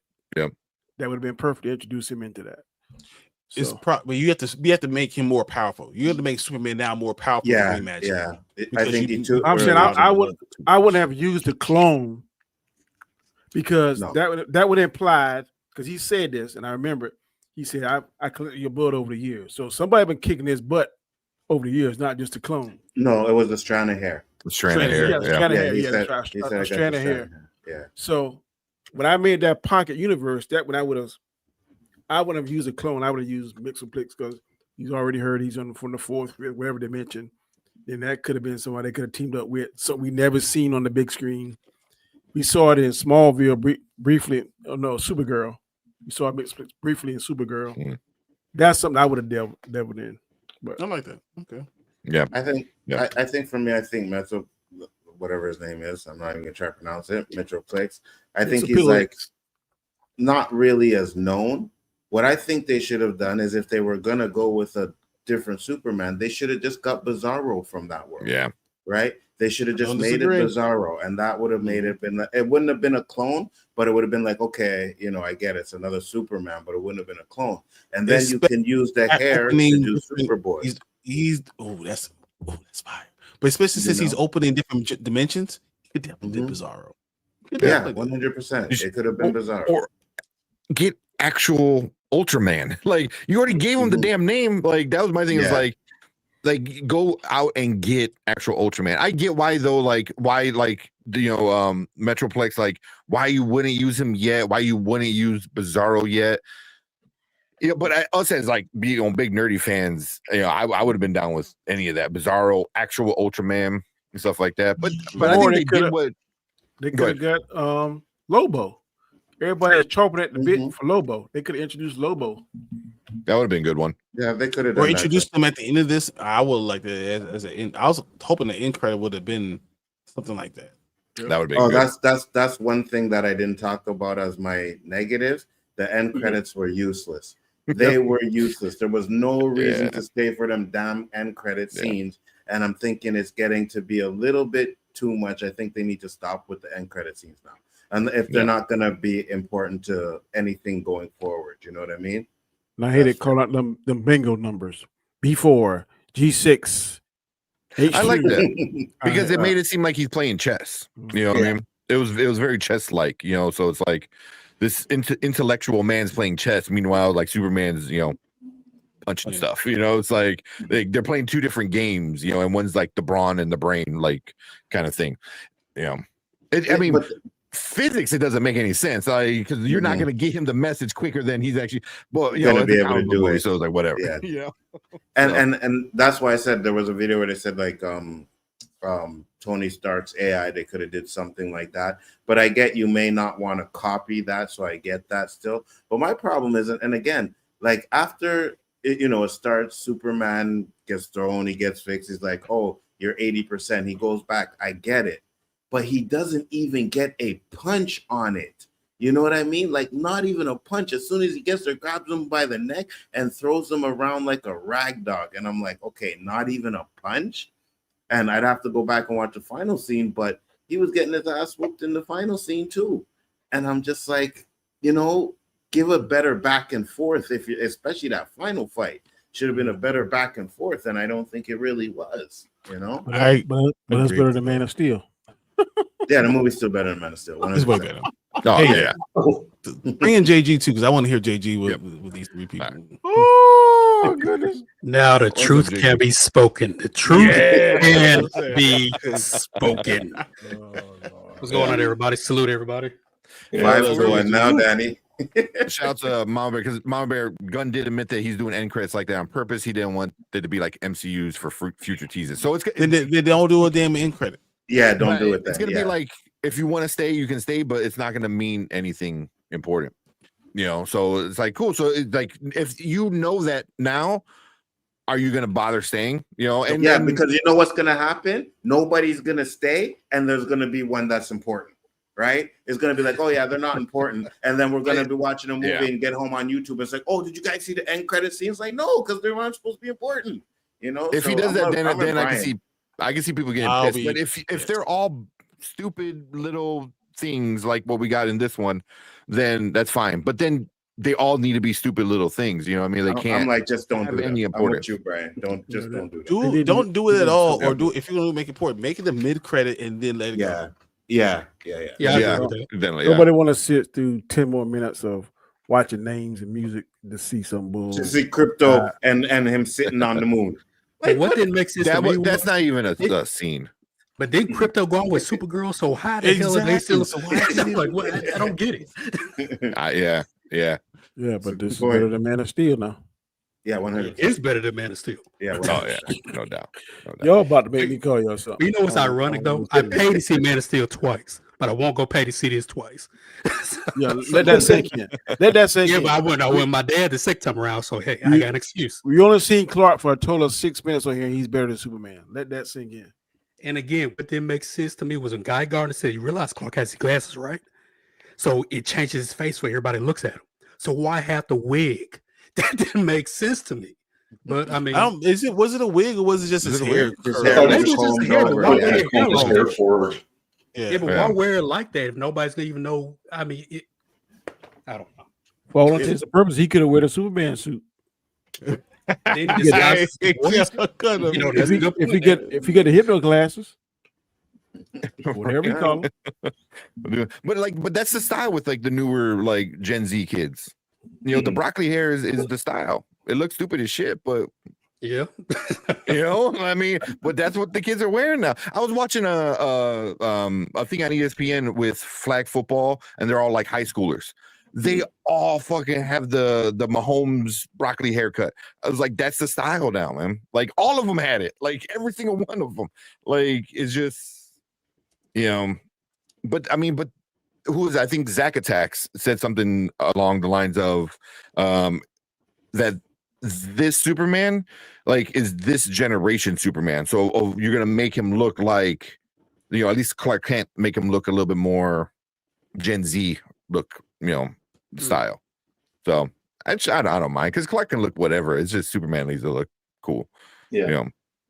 Yeah. So do you guys think that they'll do another Superman 2? No, 100%. Yeah, easily. But not for a while.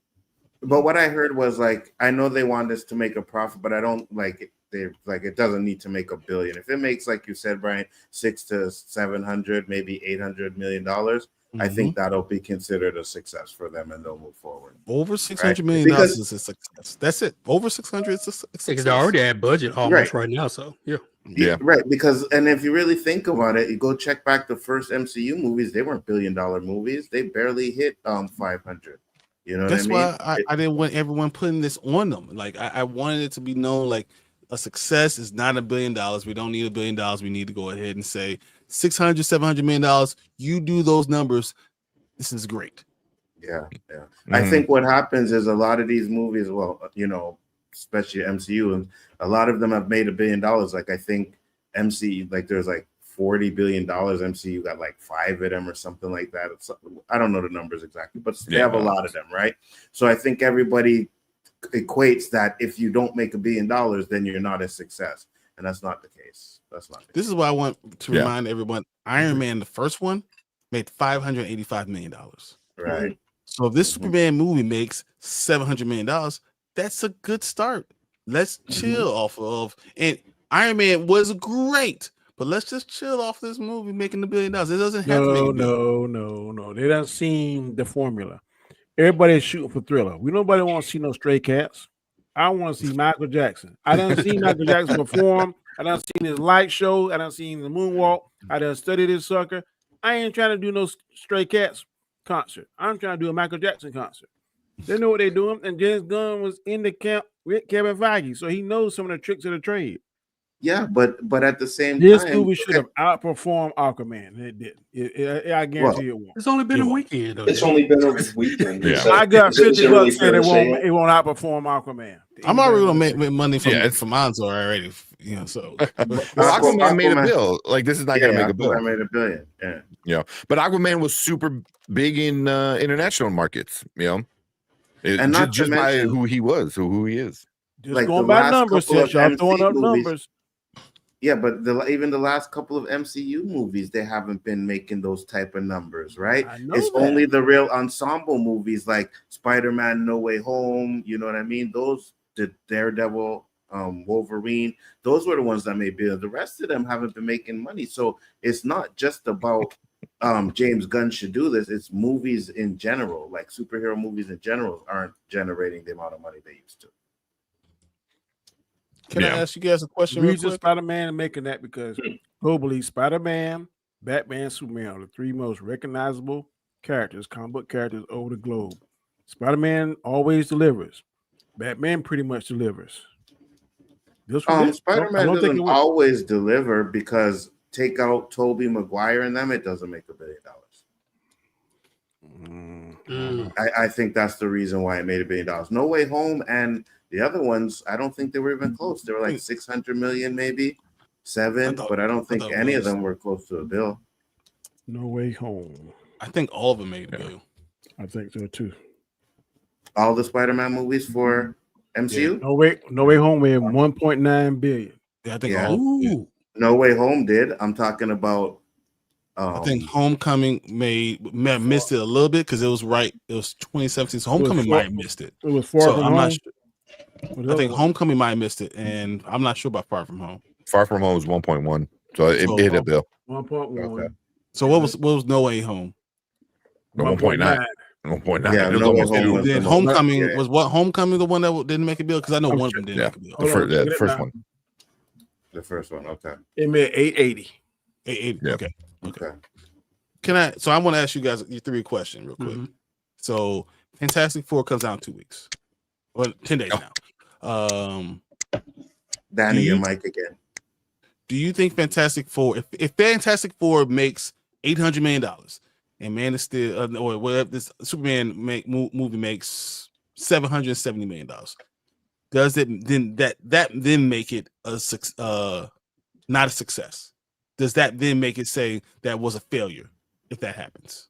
If Fantastic Four makes more? Yep.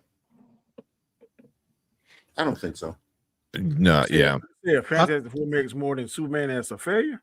Yep. I don't think Fantastic Four is going to make more. I'd be surprised. If it does. If it does, I say they're in trouble. If Fantastic Four makes more than Superman, they're in trouble. That is a failure. Well, I think issue is Fantastic Four, the MCU continuity, right? You all watch the MCU movie to see what's going to happen in the next coming movies, right? We're still unsure what Gunn's going to do with these next upcoming movies. I think Superman was a blueprint of what could happen, but we still don't know yet. I think that's the advantage MCU has always had. All these MCU movies haven't been great, in my opinion, because I am MCU hater, but take for what it is. We know. They haven't all been great. What made it great was they all connected to something else. Yeah. And we have to see this to see where it connects to the next movie. And you have Doomsday and all this stuff coming out. You want to see it to see how it's going to connect to the upcoming stuff. And the MCU movies kind of got that cachet like Star Wars, even though, in my opinion, the last 3 Star Wars was kind of, I'm still going to go see it. But I think that MCU cachet is dying down, though, now, to be honest. If they fail on this one, I think if Fantastic Four doesn't do well, but what's going to save it is Robert Downey Jr. and Doomsday. People want to see that. Yeah. Because right alone, we said how many hours to see chairs? I think it was 8 hours. I didn't, but I didn't.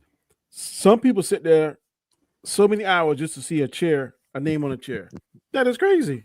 I'm just telling you that I think Fantastic Four is going to give Superman a run for its money. Well, I believe Fantastic Four will make somewhere around $750 million, and I think I've been saying Superman is going to make around 800. So I think it's going to be that close. But you know why I think it's going to make a lot of money? Because it's going to with Marvel. It's just Marvel. Yeah, I honestly think it's going to do something to connect to Secret Wars and Doomsday. You know what I mean? And that's what's going to have people saying, "Oh, we got to see this because there's a connection to the next big Avengers movies." Exactly. I think that's going to help it a lot too. Yeah, like people are already saying, like, "Oh, we're going to see Doomsday. We're going to see RDJ in this." Yeah, and already so many of the executives in the MCU. I mean, they do lie at times, but they're all like, "He's not showing up," you know. But all the fans are like, "No, we're going to see him. We're going to see him." I don't know, you know, but it's just that excitement, you know. It's the excitement of being able to see what's coming next, you know. And also, like, MCU's got what almost 20 years under its belt of movies, and and then you also get like a big star like Pedro. For as much as we don't like him as Reed, it's still Pedro Pascal, man. He's gonna bring. He was on 3 different movie posters at the movie theater. He was on 3 different posters. I was like, what? Yep, this is what happening. Yep, yeah. So I mean, he's a guy that's gonna put certain butts in the seats. So I would not be surprised because Fantastic Four ends this summer, and, with nothing else behind it, that it pushes Superman in. It could beat Superman, and everyone's gonna be sitting like, "Wow, look at this!" It could beat Superman, and it still was in my mind means Superman is still a good start to DC, and that it won't hurt either franchise because of it. They're playing like different games, you know what I mean? Like, these are the guys that are like almost 20 years in figuring out how to bring back a dead character. That's how far they're in, where Marvel or DC is like, can we make a Superman movie? You know what I mean? Like they're at different levels, so we gotta see, like, because Fantastic Four will probably do good. I think it will. You know what I mean? I think it will do good. But we got to see what comes up with the DCU stuff, right? We can't just judge, that's one movie, it's not good and it's going to be trash. Like I said, I think James Gunn has planned to do like R-rated movies and stuff like that along in this universe, which makes it different from the MCU. And I think that's good if you're going to do that, right? Because now you'll get the Lobo character and you get to put him in an R-rated Lobo movie, but it's still in the same universe. So I think that could work. And plus you got TV shows, all that's connecting too. So I would give Gunn 2-3 movies. DC where it is, because DC is always starting over. That's another big problem. Always starting over from scratch. Well, we got to do this over. Got to do this over, right? And the big thing people are going to compare this to is going to be Zack Snyder, Man of Steel, right? This has to do better, at least by a little bit, than Man of Steel did. To shut them up. If he does that, I think then we get the ball rolling. But if it doesn't, because if Fantastic Four beats Superman, the Snyder Bros are going to go bananas. Oh, for sure. Oh yeah. If it does move less than 670, that might be a problem because then Fantastic Four will beat it. Oh yeah, I think it's gonna have a huge opening weekend, but I think it'll start trickling down afterwards. We got to see the problem is that there's nothing after. There's no Jurassic Park. There's no Superman. There's no movie after Fantastic Four. So when people go to the movie theaters, they're still going to continue to see Fantastic Four. That's fair. Right, but Superman still has a week, so we got to see what it does in its second week, right? How big the drop is and stuff like that. Then we'll know really how much money it's going to actually make. If the drop is more than 30%, they're in trouble. Jurassic World's already at $530 million week 2. Yeah. And everyone is telling me, "Oh, Brian, you're crazy because that movie's not going to make $1 billion." And I'm telling you, it's going to make more money than Superman. It's definitely going to make more money than Superman. And everyone kept on saying I was nuts. Oh, for sure. Look, there's no way. Superman week 2, we're going to be looking at it. It's going to be around $380 million week 2. It's $150 million below Jurassic World. I don't know, man. It could be because I think I was watching Fatal today, and this movie made more than Barbie at this point. But Barbie made over $1 billion. So I don't know what kind of effect that was. Word of mouth. That's what's going to help Superman. It's going to be word of mouth. It's going to. That's what's going to help it. I think that's going to be probably the biggest thing that gives it legs. And a lot of hate watching. Yeah, I mean that too, for sure.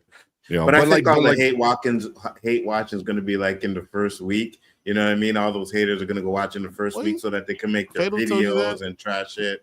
But didn't Barbie the first week make like $600 million? I don't think so. Like worldwide, domestically. Oh, so you're talking about just domestic? Because I'm like worldwide, Barbie made like $600 million. It was like stupid. Domestically, it's on par domestically with something like. Again, Barbie made like I think domestically the first week was 162 million. Isn't that more? I heard today it was like 116. I thought I heard it's 100. I want to say it was 162 million. Yeah, 162 million is domestically opening weekend. It was like 100%. It was a huge number, and the world number was like I mean, all around. I think the worldwide was 155 million when I got. I got 162 his first weekend. Yeah, that's what I got on Box Office Mojo. So domestically, Superman only made 125 million. So I think Barbie did make more money to make that billion, but it skyrocketed, and the international number for Barbie was huge too. I don't think Superman is going to have the international, carry. Internationally, I think Barbie made $800 million by itself. That's going to be more like Jurassic World, and Superman is going to not have that following. It's going to have half the following. Mm-hmm. I think globally it made 356. What I'm looking at right here. Good Lord, it made 22 million in the UK, 22 in Mexico, 15 in Brazil, and 14 in Australia. Barbie. Yep. Yeah. So worldwide, I think in that first weekend it made 600. No, globally it made 356. I think internationally it made 356. Mm-hmm. Well, globally is global's US. That's everything. Everybody. Globally is both US and yeah. It was a big movie, so I think it opened up to a big number. I didn't understand it. Yeah, but I don't understand a lot of these things. Like John Campea was talking about, like something like, oh, it's the biggest like opening for the year. I was like, Jurassic Park was just last week. It was the biggest opening for Superman. But it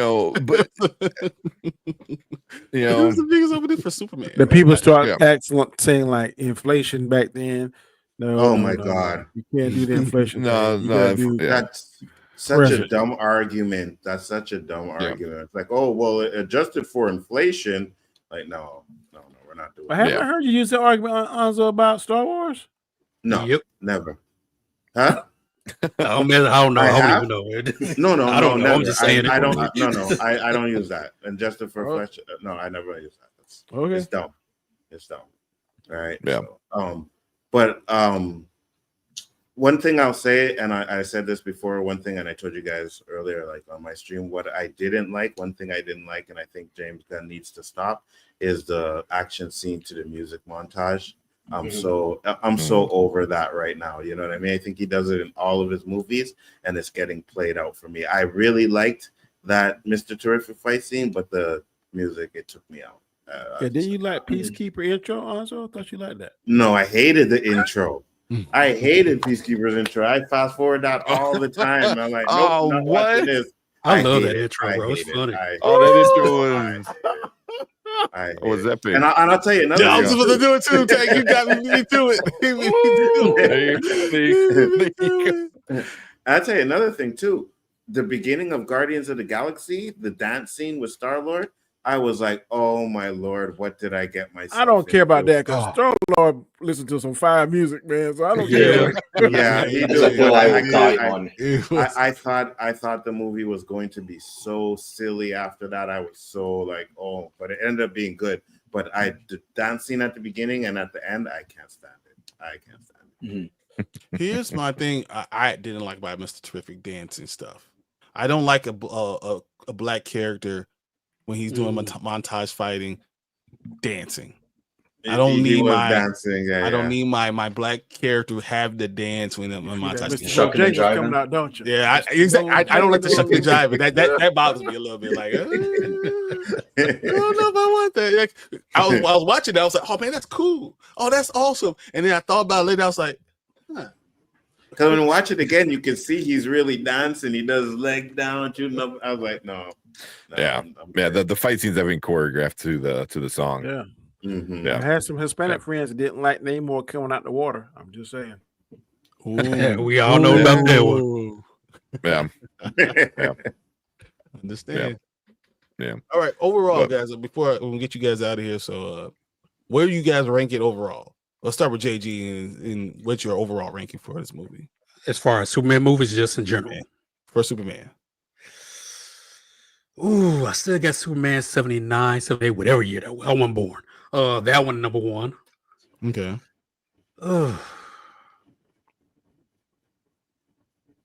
I got this tied for third.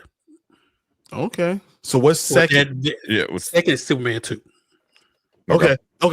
Yeah, Superman right there. 2. I'm right there. Yeah. Alcoholism is bad. Yeah, but this Superman. See, this and Man of Steel is kind of because they were both good to me. And they both had I had issues with both. I mean, you have issues with every film, but what Man of Steel did, I thought Gun Superman should have done, and what Gun Superman did, I thought Man of Steel should have done. If you can kind of combine them and keep that spirit of Gun, and still keep the dramatic and the fight sequences from Snyder together, you might have a real great Superman movie. If you could have kept Kevin Cavill from killing, I think you would have had a great. See, with Cavill, man, I thought he was just too dry as Superman. I'm sorry, maybe because he was a British actor. Because I mean, you look at all his films where he's trying to do like an American accent, he's very dry and very robotic when he talks because he's trying to hide that accent. Go watch all his movies.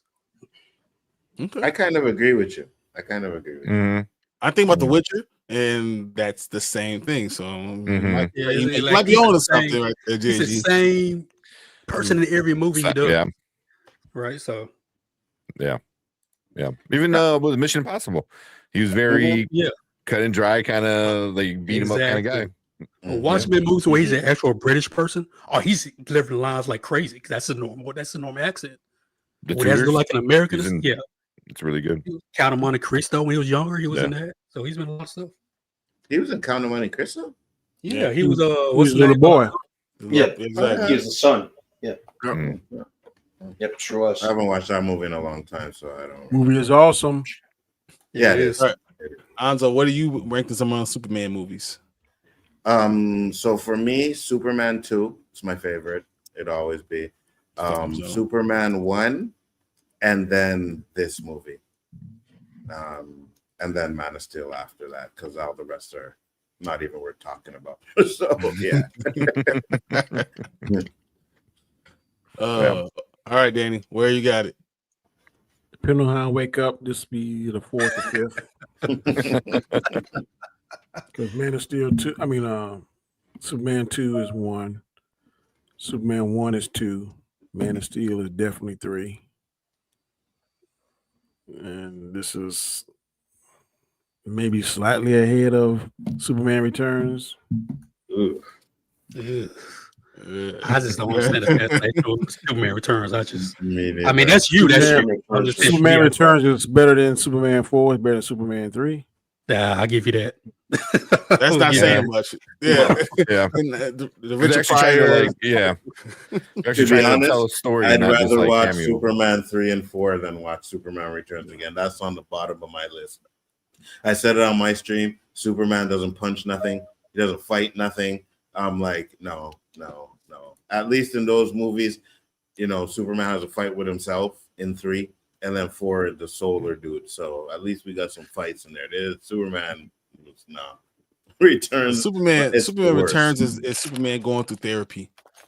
Facts. Pretty much. Yeah. That's what it is. Superman having to deal with the world and going through therapy. That's what it is. You know what? I thought about something. You remember when Mr. Terrific says on Lois the entire movie? Yeah. Yeah. Oh my God. Peeping Tom, stalking her and everything. I thought about so Mr. Terrific goes, man, you brought that damn dog. I wonder if he got his influence from the pimp from the Superman 1 movie. Man, that's a bad suit. That's a bad suit. I wonder they sound just like each other. That's hilarious.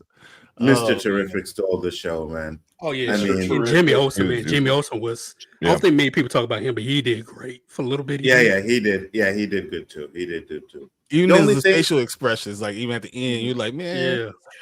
But you see, the problem, and again, the problem with that, because like I said, James Gunn, he did the little joke thing when she's trying to give him the information. He's like, "Oh, we're gonna spend time with me." He's like, "How much?" He's like, "A week." He's like, "A week." I'm like, man, just get the information. Shut up and say okay. And, and then deal with it later. You know what I mean? Like, and when she calls, all of a sudden, just lose your phone. Oh, I changed phone numbers. I didn't know how to get back to you. Then I hate when they made her look so dingy, but then she was really smart because she took the pictures in front of all that stuff. Mm-hmm. All right, okay, Lex, why didn't you figure that out now? You know you got sensitive stuff in this room, but she's I'm just telling you that plot device. women have taken down many things. Oh, I'm yeah. just saying. Yeah, Even facts. Samson lost to a woman. So I'm just saying. You are correct. It happens. But I will say this: a couple things they probably missed on. They missed on several things, but one, they should have had some Wayne Enterprises somewhere around Metropolis. Not the show Wayne just have like a Snyder did. I thought was great. Secondly, Clark was nowhere to be found. I wanted someone to say, "Have anybody seen Clark? Where the hell is he?" I would have loved that because he was nowhere to be found. Nobody even cared about him after the first couple minutes you saw him. Yeah. Right. That's why I said on my stream, I think they kind of missed an opportunity because after Lex kills the dude and he says, maybe I'll go get that reporter, Clark Kent, they should have showed him actually sending some people to look for Clark Kent. You know what I mean? And then sooner or later, that's how we can kind of figure out, like, oh, Superman and Clark Kent are the same people. But no, Whenever he doesn't have the rising glasses, so he can't do that. No, he can. I'm thinking Lex can figure it out. Don't matter about the glasses. He's still the smartest man in this universe, right? Yeah, and it's like, whenever Superman's there, Clark's not around, but Clark's always getting the interviews, and I think that's where the like him finding out's going to be. How come Clark is always getting the interviews? Because remember, in other iterations, it's always Lois, So I think they could use that, but we'll see. Lawrence says, I think making him so human, they forgot about Clark. Say it might be a scene they cut. Might be. Yeah, some of the editing wasn't all up to par. You could see. Oh no, the editing that first half was cut the shit. Yeah, it was all chopped up. Yeah. All But right. Guys, appreciate you guys jumping on here with us and talking about this stuff, man. Not a problem. I know it's late for y'all three, so yeah, get out of here. I'm working at 5:30, bro. It's all good for me. 5:30 in the morning? Yes. That's what I was gonna say, and you don't need to 5:30 in the sleep. morning. Hey. I'm working. I can't sleep. Oh, you're working until 5:30. No, we thought you said you were working at 5:30. Yeah. Oh no, I would not be here right now if I was working. I gotta get up at 7, but I'm about to put it in gear right about now. I 100%. appreciate y'all jumping in, man. Yeah, appreciate you guys. I'll see you guys later. Appreciate it, man. All right, peace, everybody. Pleasure. Peace, guys. Peace. Cool. Thank you guys. Yeah, make sure you go check them all out. Road to Wisdom. Does JG have his own channel, or does he just kind of? He has his uncle's channel, but he's always on. I know he's always on Chaos Central and yeah. He goes to Super Wise. He goes on with that. So I mean, he has his own things too. JG is awesome. I couldn't believe I saw him actual face of JG. I was like, man, all these years I've been seeing you, I've never seen your face. And then all the girls are in the stream like, oh man, he's so fine. I was like, what? Come on, man. That's crazy. That was what, like a week, 2 weeks ago at this point? Or for Anzo's birthday? 2 weeks Yeah, ago. Yep. Yeah. I was like, what is going on? Well, I appreciate it. Yeah. That was for all you guys that because we missed Saturday. My bad. Yeah. So, That's probably mostly my fault, but yeah. I was trying to jump on the grenade, but thank God to tell the truth and stuff. I'll tell you, it's my fault.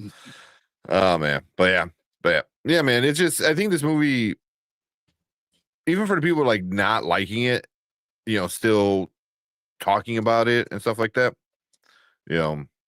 I was hoping to avoid that thing. Well, you did because it didn't happen. So yeah. Well, no, it happened on it happened today. Yeah, but and that was fun. I'm glad we were able to do that, but we do need to talk about the Institute because I think that this might people don't like it, but I think this is going to be fun. Really, I haven't seen too much like online discourse yet about it. There's a lot of critics that just do not like it at all. That's wild because it's a start. You know what I mean? So it's going to do start stuff. It's going to start introducing characters, introducing the world and what's going on and who's who. But so I thought I did a good job with that. There's Nikisha. Sorry. Meanwhile, I'm still patiently waiting for this too. We're talking about that right now. I know because I really did like it. I liked it a lot. I think I'm going to like it. I think it's going to be a lot going on. But it's Stephen King. So yeah. You know what Brandman says about Stephen King and kids. Yeah. That dude and his child murder and child torture. This one seems like it's more of that for sure. Like mess with his kids. You see the tomato meter and popcorn? No, I have not. You haven't seen it? Oh shit. Okay. Where's it at? Let's say it. Tomato meter is 69%, and the popcorn meter for the people in the audience is 48%. Ooh, wow. Yeah. That's not good. That's not good. Tomato meter is only 13 reviews. Okay. Yeah. And the popcorn meter, once again, is under 50 reviews. Yeah. So Nikki said Superman wasn't even in the thumbnail. I had no idea. Yeah. It was. Sometimes it was. Yeah. Nah, because I'll put it up, and then the next day I'll probably change around the thumbnail so it would fit our topics, retroactively. But yeah. If the guys didn't jump on and we weren't going to go do it, we were going to just do the collector, talk derpy, and then get right to the institute. So yeah. But yeah, look at the guys jumped on. Yeah, and get some love for your t-shirt. Thanks, man. Appreciate that. Yeah. But I mean, also like with one last thing with Superman thing, I feel like everyone, it's a lot of personal like tastes, kind of like what you like and what you don't like, you know what I mean? So it's like, like Anzo doesn't like the music, fight scenes that's what Gunn does, I do like it, so it's just like little things. It's more like what do you like and what do you don't like, like I know you don't like too jokey, Mm-hmm. So I don't like stupid comedy. I don't like thing going. I don't like people saying the joke and like, hey, did you get it? Did you get it? Yeah, like look at the camera. Yeah, I got it. Yeah. Yeah. So, all right. I didn't make a background for you. I forgot about it. No, I forgot. Nikki says let's start it up. Yeah, let's get right into it. Way. Let's do it the right way. Yep. Yeah. You watch it, Brandman, right? The Institute, yes. Yeah. Okay. All right. Yeah, let's talk about it for a little bit. Then we'll probably end with that for the night. All right, let's go. My bad. I was going to say heads of state. I actually, I didn't finish. Yeah, I was liking it so far. It's a lot better than I thought it was going to be. A lot better. I thought it was going to be awful, like dumb. Yeah. But it's a lot better than I thought it was going to be. But we can talk about that later. That's fine. Yeah. All right, let's talk about the Institute. All right, what is up? Welcome to Spoiler Kings. My name is Stan Kramer with Brandman Brandon Grizzly, and we're going to talk about the brand new show on MGM Plus, The Institute, based off a Stephen King book with the same name.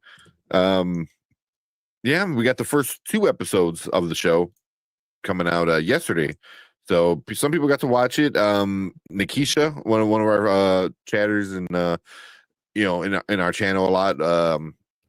Watch all of our other shows with us, so she recommended The Institute. It sounded cool, trailer looked cool. So, but is the show good, at least so far? Which is what we'll talk about. But it's an interesting show right now, right? I don't know if you guys thought. I mean, based on around a 14-year-old, I thought the opening scene was really cool, right? Seeing him take the test and just flying through, I was like, look, see, you understood immediately. Like, this kid's a genius. My first thought was he's gonna have telekinesis. The first thought I had, I was like, this guy is gonna be able to move things with his brain, because he's just that smart. He's just that evolved. But the first episode for me felt very much the introduction to Stranger Things. Yes. Very much so. Yes, absolutely. The exact vibes I was getting. So I'm watching this and I'm like, okay, I could feel the strangeness in it. I could feel there's going to be a mystery box type of thing feel to it. Even we talk about Severance a lot on this channel, right? That feel too, like there's an underlining thing that's going to happen, and then all of a sudden, bang, you start seeing, oh well, you open his bedroom door and you're not there, you're not at home. So like that was a shock for me. Yeah. I do feel like it's by the end of the season, it's going to be like holy crap, like it's so good, where more people I think are going to miss out by not watching week to week. At least that's what I hope. I need to justify watching it every week. People didn't like From, people didn't. And all of a sudden, it took a movement of people saying, "Hey, did you see that?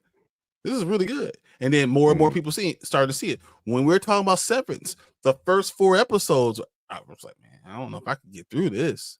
And then the 5th, 6th, 7th, 8th, all of a sudden you're like, wow, this is amazing. So I don't know what we're going to get from the Institute, but I think it could possibly be really good. Yeah.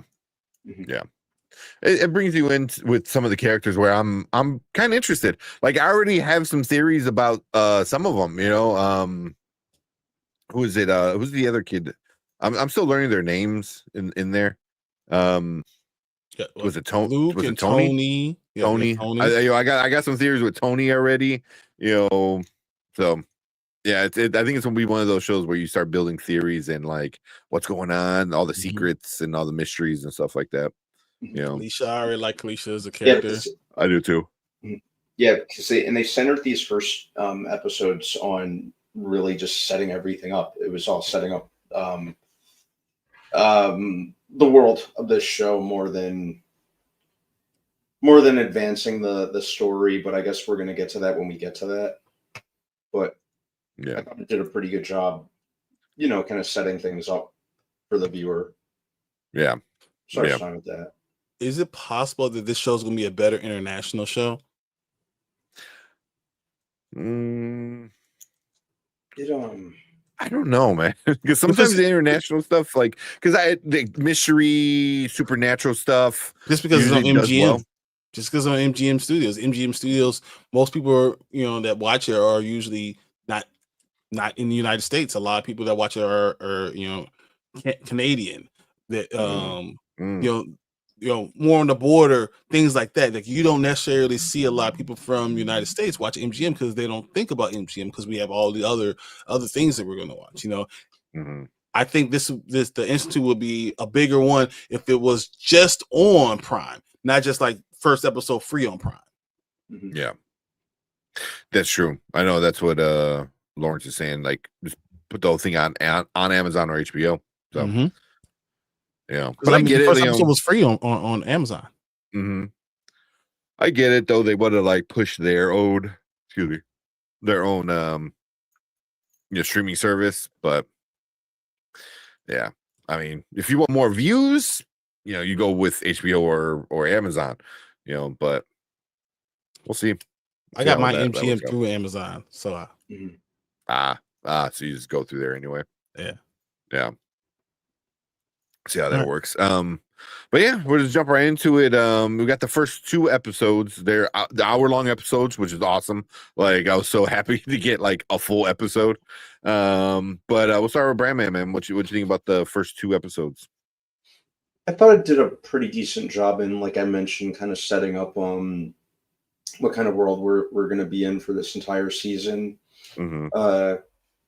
Kind of did decent enough in establishing the rules. Like you said, I got kind of Stranger Things vibes from the opening.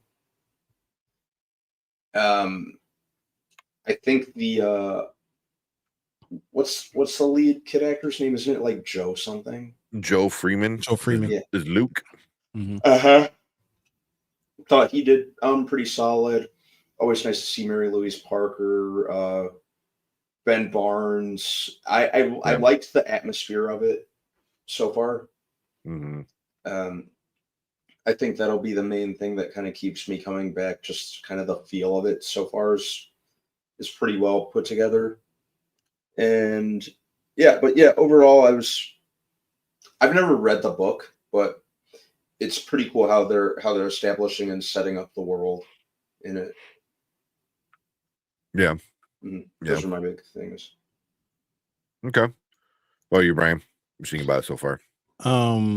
I actually felt very much like, first of all, it felt like it felt like a lot like, you know, you're setting up a lot of things, and then the way I was watching it, I was thinking, like, is this like an X-Men type of thing? Except instead having Xavier school for the, you know, gifted, it was more like, we're going to kidnap you and throw you in this school.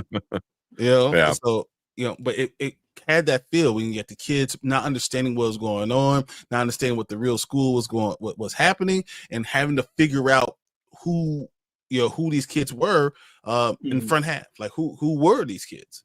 So and you know, I thought episode 1 was kind of disorienting, you know, trying to figure out what's happening, and then 2, it was kind of cool seeing Luke trying to figure out who the rest of these characters are. So understanding who Kanisha really was, and then seeing who Tony really was, and who these characters are going to be going forward. And I think it's cool, it's refreshing also seeing these new kids, new people that I really don't know. These kids, these actors I don't really know. So there's no baggage going forward with these characters. They could just be fresh. It could just be fresh and enjoy them for what's going on the screen. Yeah, because I had to look up. Was it Simone Miller? Like, she was in a few things, but I like everything she was in. I never watched. You know, same thing with Joe Freeman. I don't think I've ever seen him in anything. Like, he has a face that looks familiar. And so I'm like, is he a kid of somebody? Like, you know, like who's his parents? Eddie Munster? No, I was right. Guess who his dad is? Eddie Munson. Martin Freeman. That makes sense. I was like, okay. Where did I get Eddie Munson from? I was like, Eddie Munson's not. I'm thinking of something completely different. My mind like blanked out for a second. Just went somewhere else. Just but yeah, completely. Just went somewhere else. That's funny. But you can see Martin Freeman, right? You can see that. Yep. As soon as I saw it, I'm like, oh yeah, that's Martin Freeman. Yep, that's his kid. No, I meant to say freaking Everett Ross. There you go. that makes more sense. You know, but I mean, Jason Diaz, who's playing Tony, we've seen him before, you know, in things, you know, 100 and Vampire Academy and all that stuff. But yeah, like Simone Miller, like she's like where I'm like, I've seen her before, but I know, but she was just really, really, really good. You know, Joe Freeman would play Luke, was really good too. Yeah. So like you said, Brian, seeing these new faces, you know, get a chance at something that might be pretty cool. You know, I hope it's something really cool. But I'm telling you, people didn't watch From. Yeah, people didn't want, you know, and it's if this was on Netflix, this would be the new thing they're already talking about. Everyone with kids. Oh, and, you know, they'll be throwing it like, this is Stranger Things. It's like he's the They're one. Replacing it for sure. He's the one from the Matrix. Like he's the one that's gonna put it'll be on that type of level. These are the kids from the Oracle. Like, you know what I'm saying, like grown up and the government snatched them up. It'll be to that level of stuff. But you know, it's on MGM. Some people are not watching it yet. Yeah, just wait. Yeah. So, but yeah, it was good, man. It was really good because like there's other people like Julian Richings. Was Stackhouse, you know, I believe he was in Supernatural. He played Death in Supernatural. Oh, 100% he did. He was the first Death. He was awesome. So seeing some familiar faces was good. You know, like you said, Ben Barnes and Mary Louise Parker. So, but it sets like Brandon said, sets up this really interesting world where I'm really curious. Like I have some theories on Annie. I'm like, what's going on with Annie? I have theories with her. You know, I have a few theories with characters, and they start to like introduce like people that live in the town and stuff that's happened. You know, I'm interested in Tim. You know, like or Nick. He was on his he was on his way out. He was going back to like New York or somewhere, and then this got some money, got probably a couple around $1,000, wasn't it? It was like 600, and then they refunded this and gave him money there and stuff like that. So yeah, I'm just really curious, with a lot of things, which is nice. Ooh, death, yeah, he's in it. He's surprise, he plays a bad guy. Exactly. Come on, you see him, you think death, right? Yeah, you see him, you think like he's gonna take my soul. Yeah, yeah, definitely. But yeah, I'm interested for sure. I'm interested a lot, and so this is like not really spoilers, but I like it. It gave us the first 2 episodes because the first episode wasn't enough, but the second one, like you said, Brian, like is when it really starts to dive into the characters' connections and what is gonna start, But that end of the second episode, whoo, man, I wasn't ready for that. Man, I got teary-eyed, and I was like, F this place, man, burn it down to the ground. Burn them all, kill them all, F them all, man. Like, they suck, like that little boy. I felt so sad for him. I wanted to jump in the screen and pick him up and hold him and like, it's okay, man. So yeah, that was that sucked. In a good way, because you're instantly connected to this little boy now. Like there's especially so many emotions. For a father of little boys. So it's so like, I'm looking at little boys trying to punt him, kick him out of the sandbox. Like, go away from my babies. What's wrong with you? Yeah. Trying to come and sweet and say, hi, Mr. Waller. Can I come play with Kaylee? See you, Luke. I know you plotted on me, boy. You plotted on me. Yeah. What you guys think about the ending? You cried? You cried, Brand Man? A little bit, yeah. Did you get upset? I did. Yeah, it's here. It got me a little bit. Yeah. I told you I don't do good with that sort of stuff. Yeah. Yeah. I don't care about little boys. If there's a little girl out there, yeah. I don't care about little boys. Little boys be whatever. No, I was talking about Tanking and the emotion. Everyone from being such a young kid.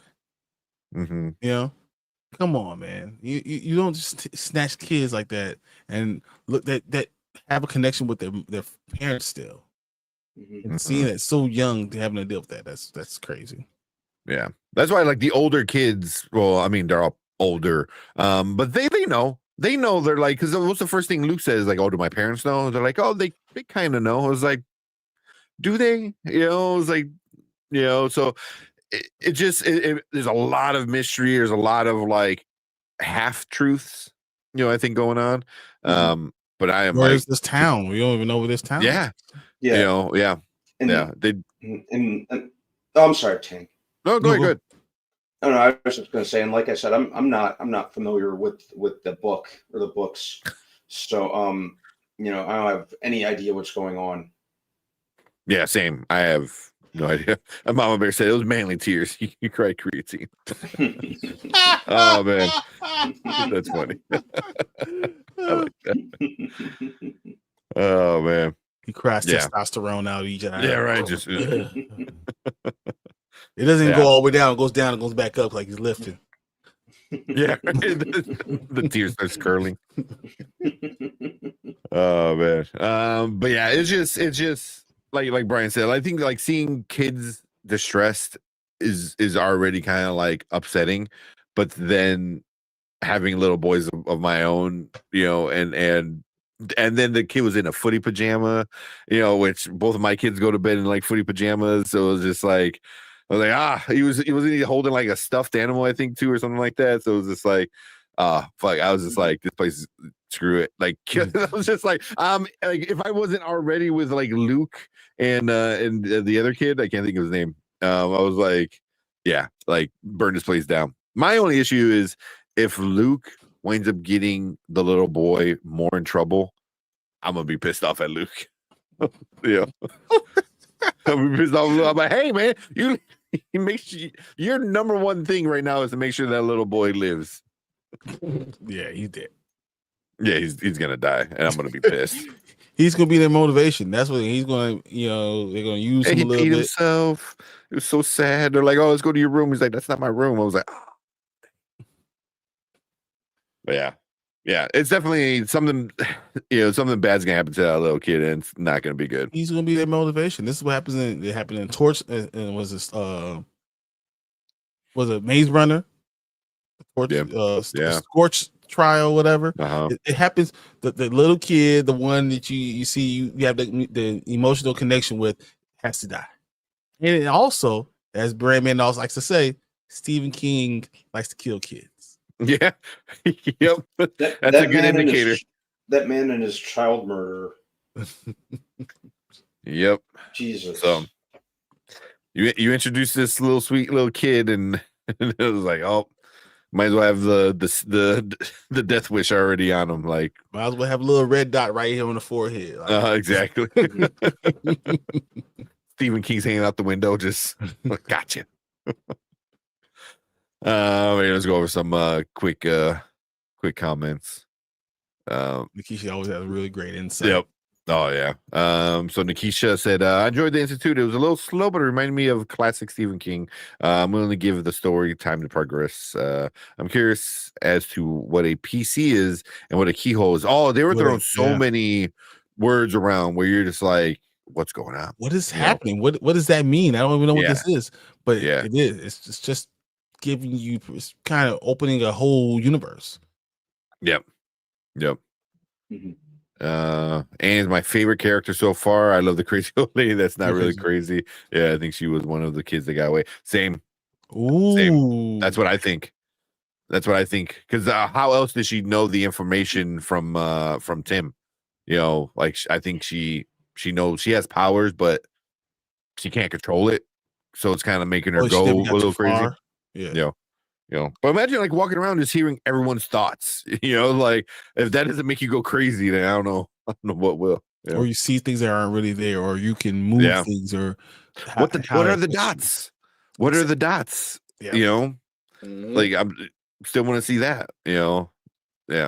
So, said the going home party and cake reminded me how much I love the Severance. Yeah. Yeah, that's every one of our finale episodes. We should just bring out a cake. Severance season 2 finale. Little cake. I'm gonna get a watermelon that's shaped like Brandman's head. Leave it right here. Just sculpt it out. That'd be funny as hell. Yeah, it would. That'd be hilarious. I'm gonna have it. It's gonna be the corner of the screen right here, like right here. It's gonna be like Chester. It's gonna be just like Brandman. It's gonna be sitting there. Just have your wife like roll it in at one point. It just rolls in right on your side. Just roll it in the corner and then just kind of pull it back away, right? Yeah. That'd be funny. And if anybody knows somebody that would do that, it probably would be you. Like, be in the food industry. So yeah. That'd be funny. Said I don't have MGM anymore. Saw the first one on Amazon. Okay. What'd you think about it? What do you think about it if you saw it? I think it'd be worth watching. I'm willing to give it time because I trust Jack Bender and Stephen King. Yeah. I wonder if it's going to be a darker. I know it sounds weird, like The Boys, but darker and with kids. You're going to have these kids with powers being, so you're going to see tortured and shit. They're going to have like electrodes to their temples while they're trying to read them, but what if they do electric shock? Electric shock to a little boy, or you see when the older kids passed out because they just already went through electric shock. Then the little boy is going to be next. What do they call it? The dream room or something? That one of the kids came out from Tony it. Or Nick or something like that. We're coming out of it talking about it. Nick, I think. So that's going to be interesting in itself too. And how many hidden things were thrown at us that we didn't understand in this first episode? That's now Yeah. as these episodes go, it's going to be a lot uncovered. Mm-hmm. Yeah. So I hope they put the whole thing on Amazon. See, if it doesn't have big numbers this weekend, I think it will be on. They will do that. They'll just throw it on there somewhere. Try to grab the audience first, and then pull them to MGM. Yeah. Yeah. A lot of people don't have. I don't have MGM, but when I'm getting it for this. So, Nikki just said, reminds me of Wayward Pines in a weird way. Okay. I could kind of see the Wayward Pines parallels. Yeah, definitely in terms of like the feel of the town. Even some of the inhabitants kind of remind me of what Wayward Pines characters. I could definitely see that. Yeah. Yeah, it's a good one. Do y'all think they killed Luke's parents? I think that they don't know. They think Luke ran off. I think they're gonna tell him like he's autistic or something like that. He ran off and something, and they're looking for him, and he's like on a milk box somewhere on the back of milk carton or something like that. And there might be a problem, maybe with someone that knows him, seeing him, having sightings of him somehow, like as he tries to escape because he's that smart. Yeah.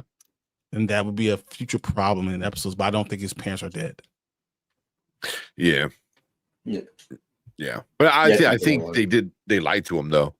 They're looking for him. The parents are saying that they need to have, they're searching for him. They're putting all this stuff, and they're saying something. Oh no, he probably ran off. Oh, we found him in this other city. We're trying to get a hold of him. Something to that effect. Yeah. Said the kidnapper that got shot said there was a incident. Yeah. Yeah. When they could just flat out lie and be like, "Oh, your kid's dead." Oh, there was an accident, and he passed away, and now you still. Well, that makes sense. Yeah. And still can have the same problems with someone finding. Yeah. him. Oh, yeah, for sure. I said thanks. I appreciate you guys talking about this. I miss chatting about shows with y'all. I miss that too. If it's a good show, then I really can't. But right now, I'm enjoying it. I'm not saying I'm like in love with it yet, but I see the potential of what it can be. Praise Kier. Yeah. I googled it because I thought a night knocker was a real thing. Yeah. I did want to look at that. It sounded like something for like a small town, like that would be something, or a tale that says something, Margaret said a night knocker would be a great creepypasta. That's funny. Yeah. Yeah, but it probably means a person who used to wake up in the morning by knocking on the doors and windows before the day's alarm clocks. He's someone that goes around waking up people. Like supposed to, or just like not supposed to be waking up people. That can go either way. Either one, yeah. Yeah, right. But I'm even interested in Miss what was it, Sixby? Like, listen, I like hot dogs. I don't think I ever liked a hot dog. she was dancing and getting all happy and eating the hot dog and burning herself. She was like, what? I was like, what is going on with her? Like, Mary Lou Parker is a strange. I mean, she could do strange, and she's a good actress. So yeah, she could do strange really, really well. Yeah. She's a good enough actress to really kind of do some cool stuff. But she has like some interesting. I'm like, was she in the Spiderwick Chronicles? I don't know. Was she? I think she was. We'll have to look. Yeah, I'd have to go back and look. trying to remember the thing I saw her in. I remember what she was in The West Wing. She was in The West Wing. She sure was. She was inspired with Chronicles. I was right. Nice. Yeah, but yeah, like her character is gonna be kind of interesting because I'm like, who's her dad? And then when they call the person, like who is he? Because they do the whole, they don't show his face, but he had what a rosemary, right, in his hand or something like that. Yep. So what's going on there? Like, there's a lot of like cool stuff. Even the reporter thing that threw me off guard.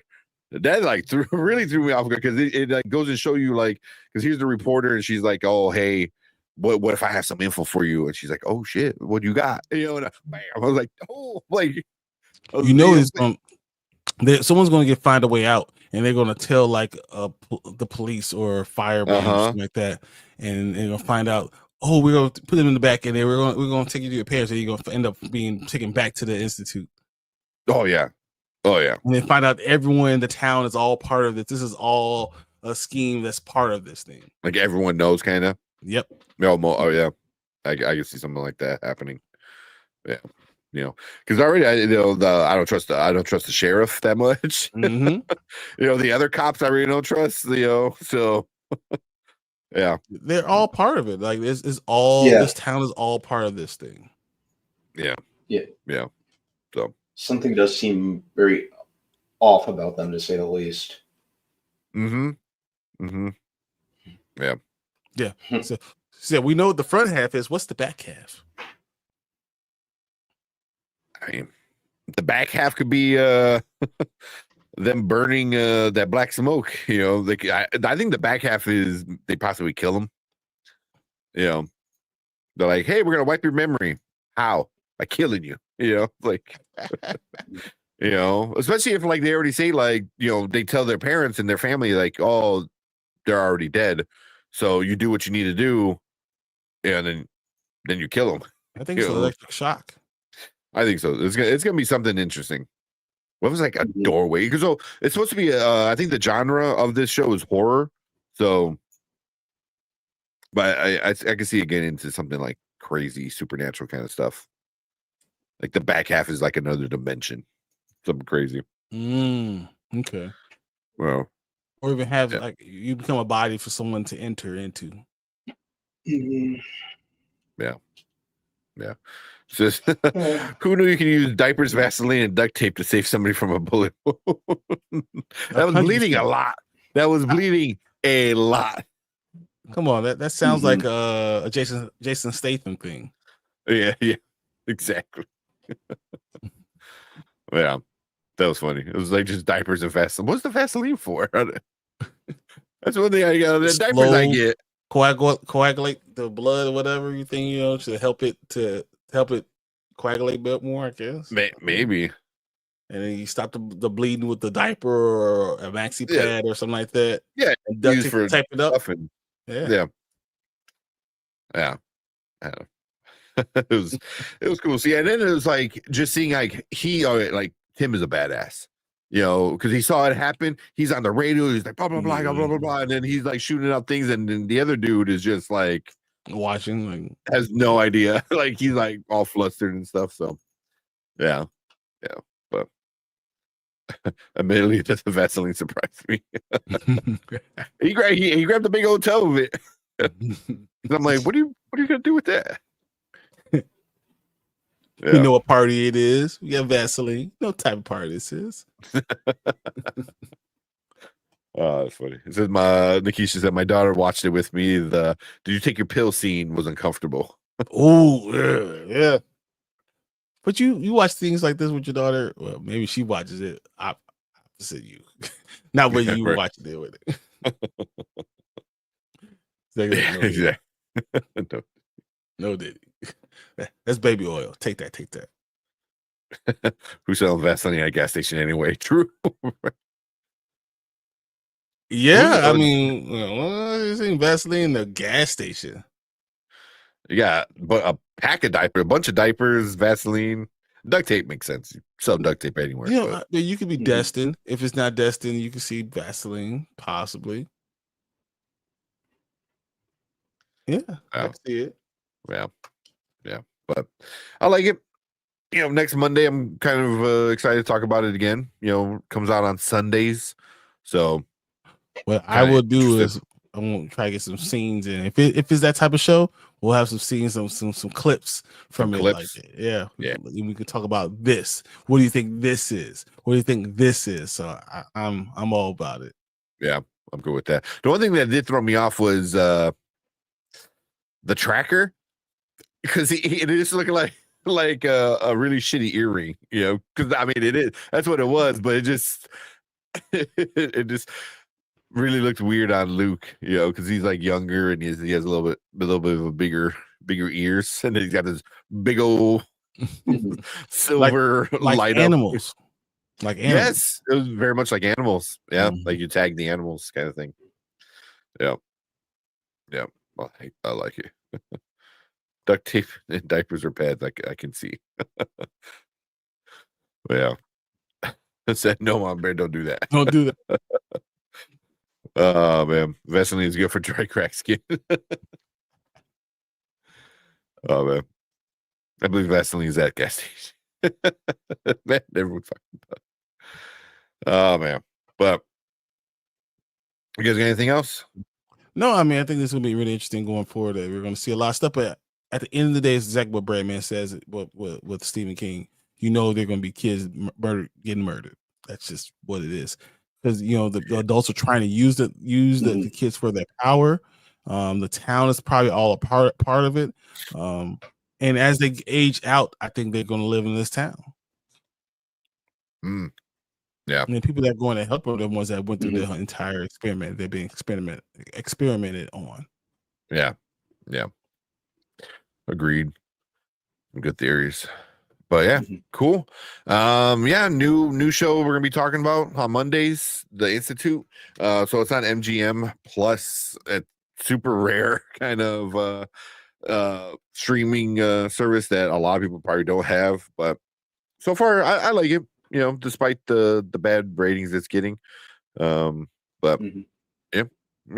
But guys, you gotta check it out. We'll continue to talk about it. If you want to talk about it, we'll talk about it with you. Exactly. But we appreciate everyone coming in and hanging out. So if you are one of the few that did watch it, leave a comment down below. Let us know what you thought about The Institute. Any theories? No spoilers if you did read the book. You know, I don't think any of us read the book, so we're kind of going into it fresh. So no spoilers. But we appreciate everyone coming in and hanging out with us for the first two episodes of The Institute, talking about those. We appreciate everyone in the live chat as well. I want you guys to stick around because we are ready to move on to our next topic for the night. Man. All right. I think that's it. 12:30 for us. Anzo's crazy for not liking the Peacemaker dance. I was like, bro. How could you not like that dance? How could anyone like that dance? I don't understand. Now that I don't get. Oh, man. Yeah.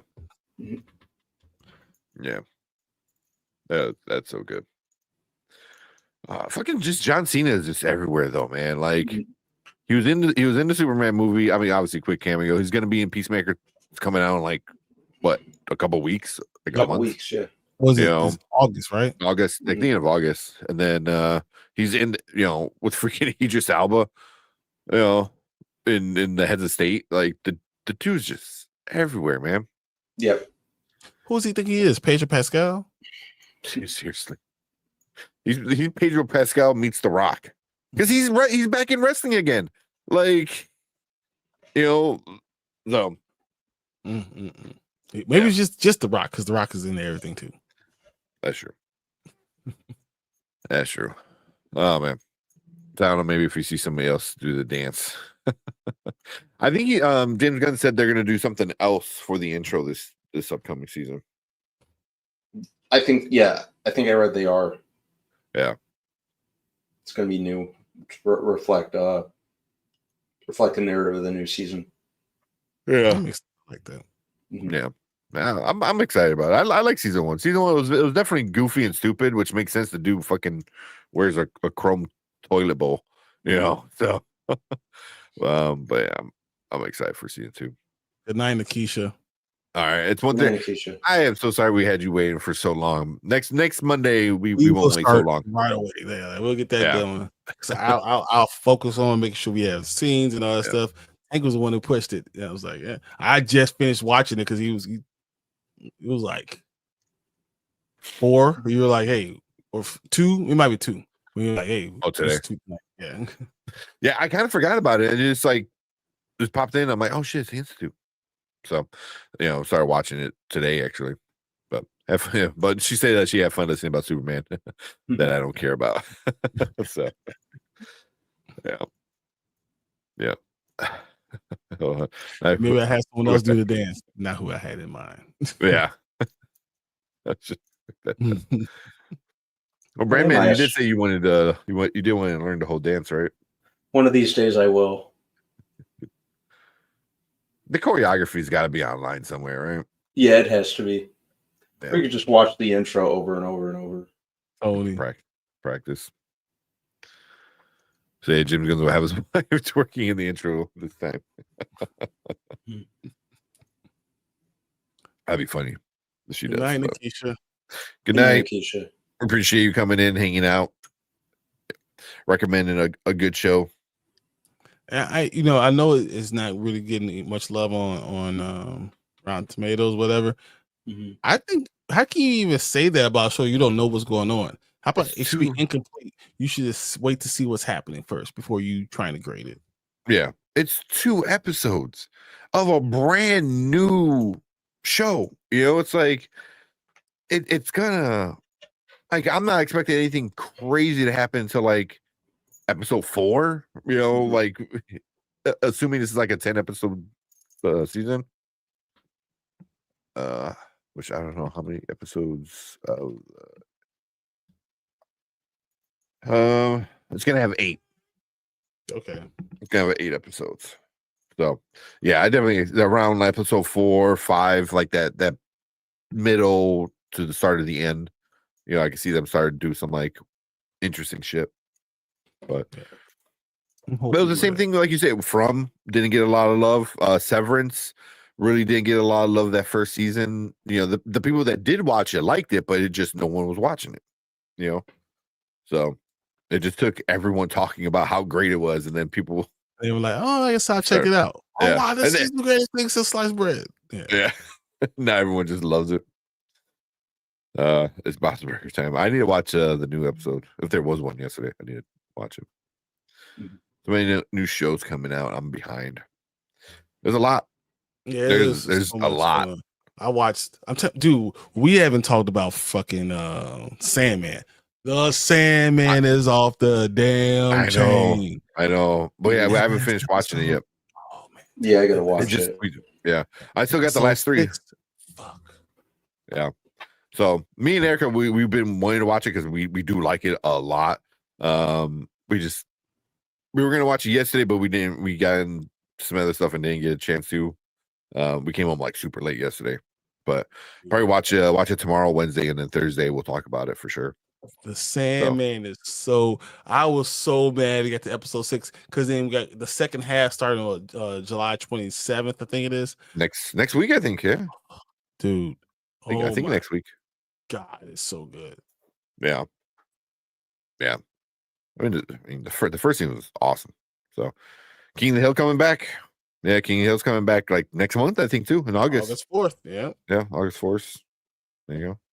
Yeah, I'm really excited about that. I think that's gonna be it's really interesting what they have going on there. Yeah, a lot of stuff. Sandman. I don't want to talk too much about it. But it was. And this is the first part of the final season. Season 2 is the final season. But really, this is it. Wow, dude. Wow. I wonder why. So good. Oh, dude. All the new season of South Park had started?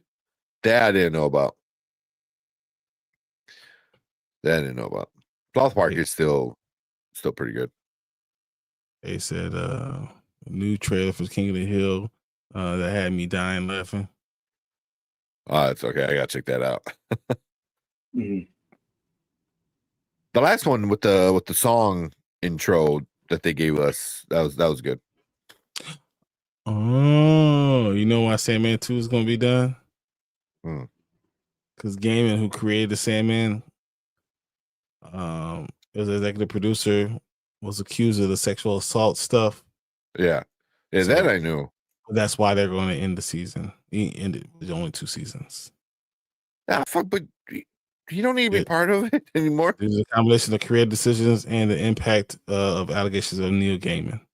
Yeah, those came out pretty recently. I want to say early this year, maybe earlier this year. Mhm. All that stuff came out. I was like, damn it, man. But you just can't keep it in your pants, man. Like, we get liked all like, because Neil Gaiman has so much good stuff. Yeah, scandals with all these people. I don't understand. It's always disappointing. Yeah. I mean, Neil Gaiman is like Good Omens, Coraline. He did Coraline. Mhm. You know, yeah. What else he did? The Sandman stuff. Mhm. He did Fragile Things. I don't know if anybody read that. It was good. I did not read that one. Yeah. Oh, he did Batman. Whatever happened to the Cape Crusader? Oh, sure was You know, one of the writers. He did that one movie that became a book. That was a book already. Beowulf. The animated one. Was he wrote the screenplay or something for it? Or he didn't write Beowulf. No, Beowulf is a book, an old book, but I'm saying that he wrote it was a TV show. It was a movie. I remember the movie. It was a movie in Well, one of them. 2006 or Yeah, 7. Yeah. It was one with Anthony Hopkins, right? Anthony Hopkins and Angelina Jolie was in it. She was the monster, one of the monsters. Yeah.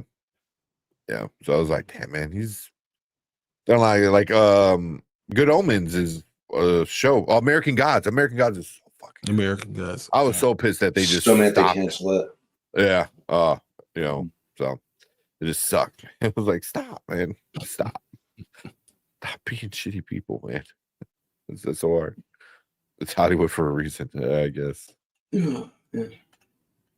Yeah. You know what though? Yeah. I think I'm gonna go to bed. Okay. Yeah, we're gonna be getting out of here anyway. So yeah, we're gonna get out. Okay. Oh well, yeah, I'll check it out then. All right, yeah, we'll probably end it. Yeah, we'll end it right here. Yeah, appreciate it. Yeah, love Coraline. Coraline's awesome. Yeah, Coraline's amazing. Yeah. There you go. Yeah, for some odd reason, they don't know how to keep it in their pants and leave the inserts alone. Yeah, stop touching those. It was too much. The American Gods. Yeah, that's second season, right? Because it was what 3 seasons it went through. What was it 3? I know some of it was. It was only just 2. I think it was 2 in a movie or something like that. I thought it was just 2. No, it was 3 seasons. It was. Yeah. So I didn't see anything in season 3. I stopped watching. Yeah, 3 seasons was 10 episodes. Yeah. It was a lot. It was cool though. But yeah, it was good. Hashtag let Brand Man sleep. Yeah, but we appreciate everyone coming in and hanging out with us. Yeah, some more Superman talk. I think that's it, Mama Bear, for the most part. For the most part. We're probably done with Superman now. Sorry. Yeah, mostly. But yeah, appreciate all you guys coming in, hanging out. Let's get out of here. Excuse me. We will see you on Thursday. Hopefully we'll talk Sandman and a few other things as well. Miami, right. maybe a Fubar, and I don't know. We'll talk. We'll see. Yeah, but cool. Let's get out of here. Everyone have a good week, and we will see you guys on Thursday. Later. Good night, everyone. See you guys.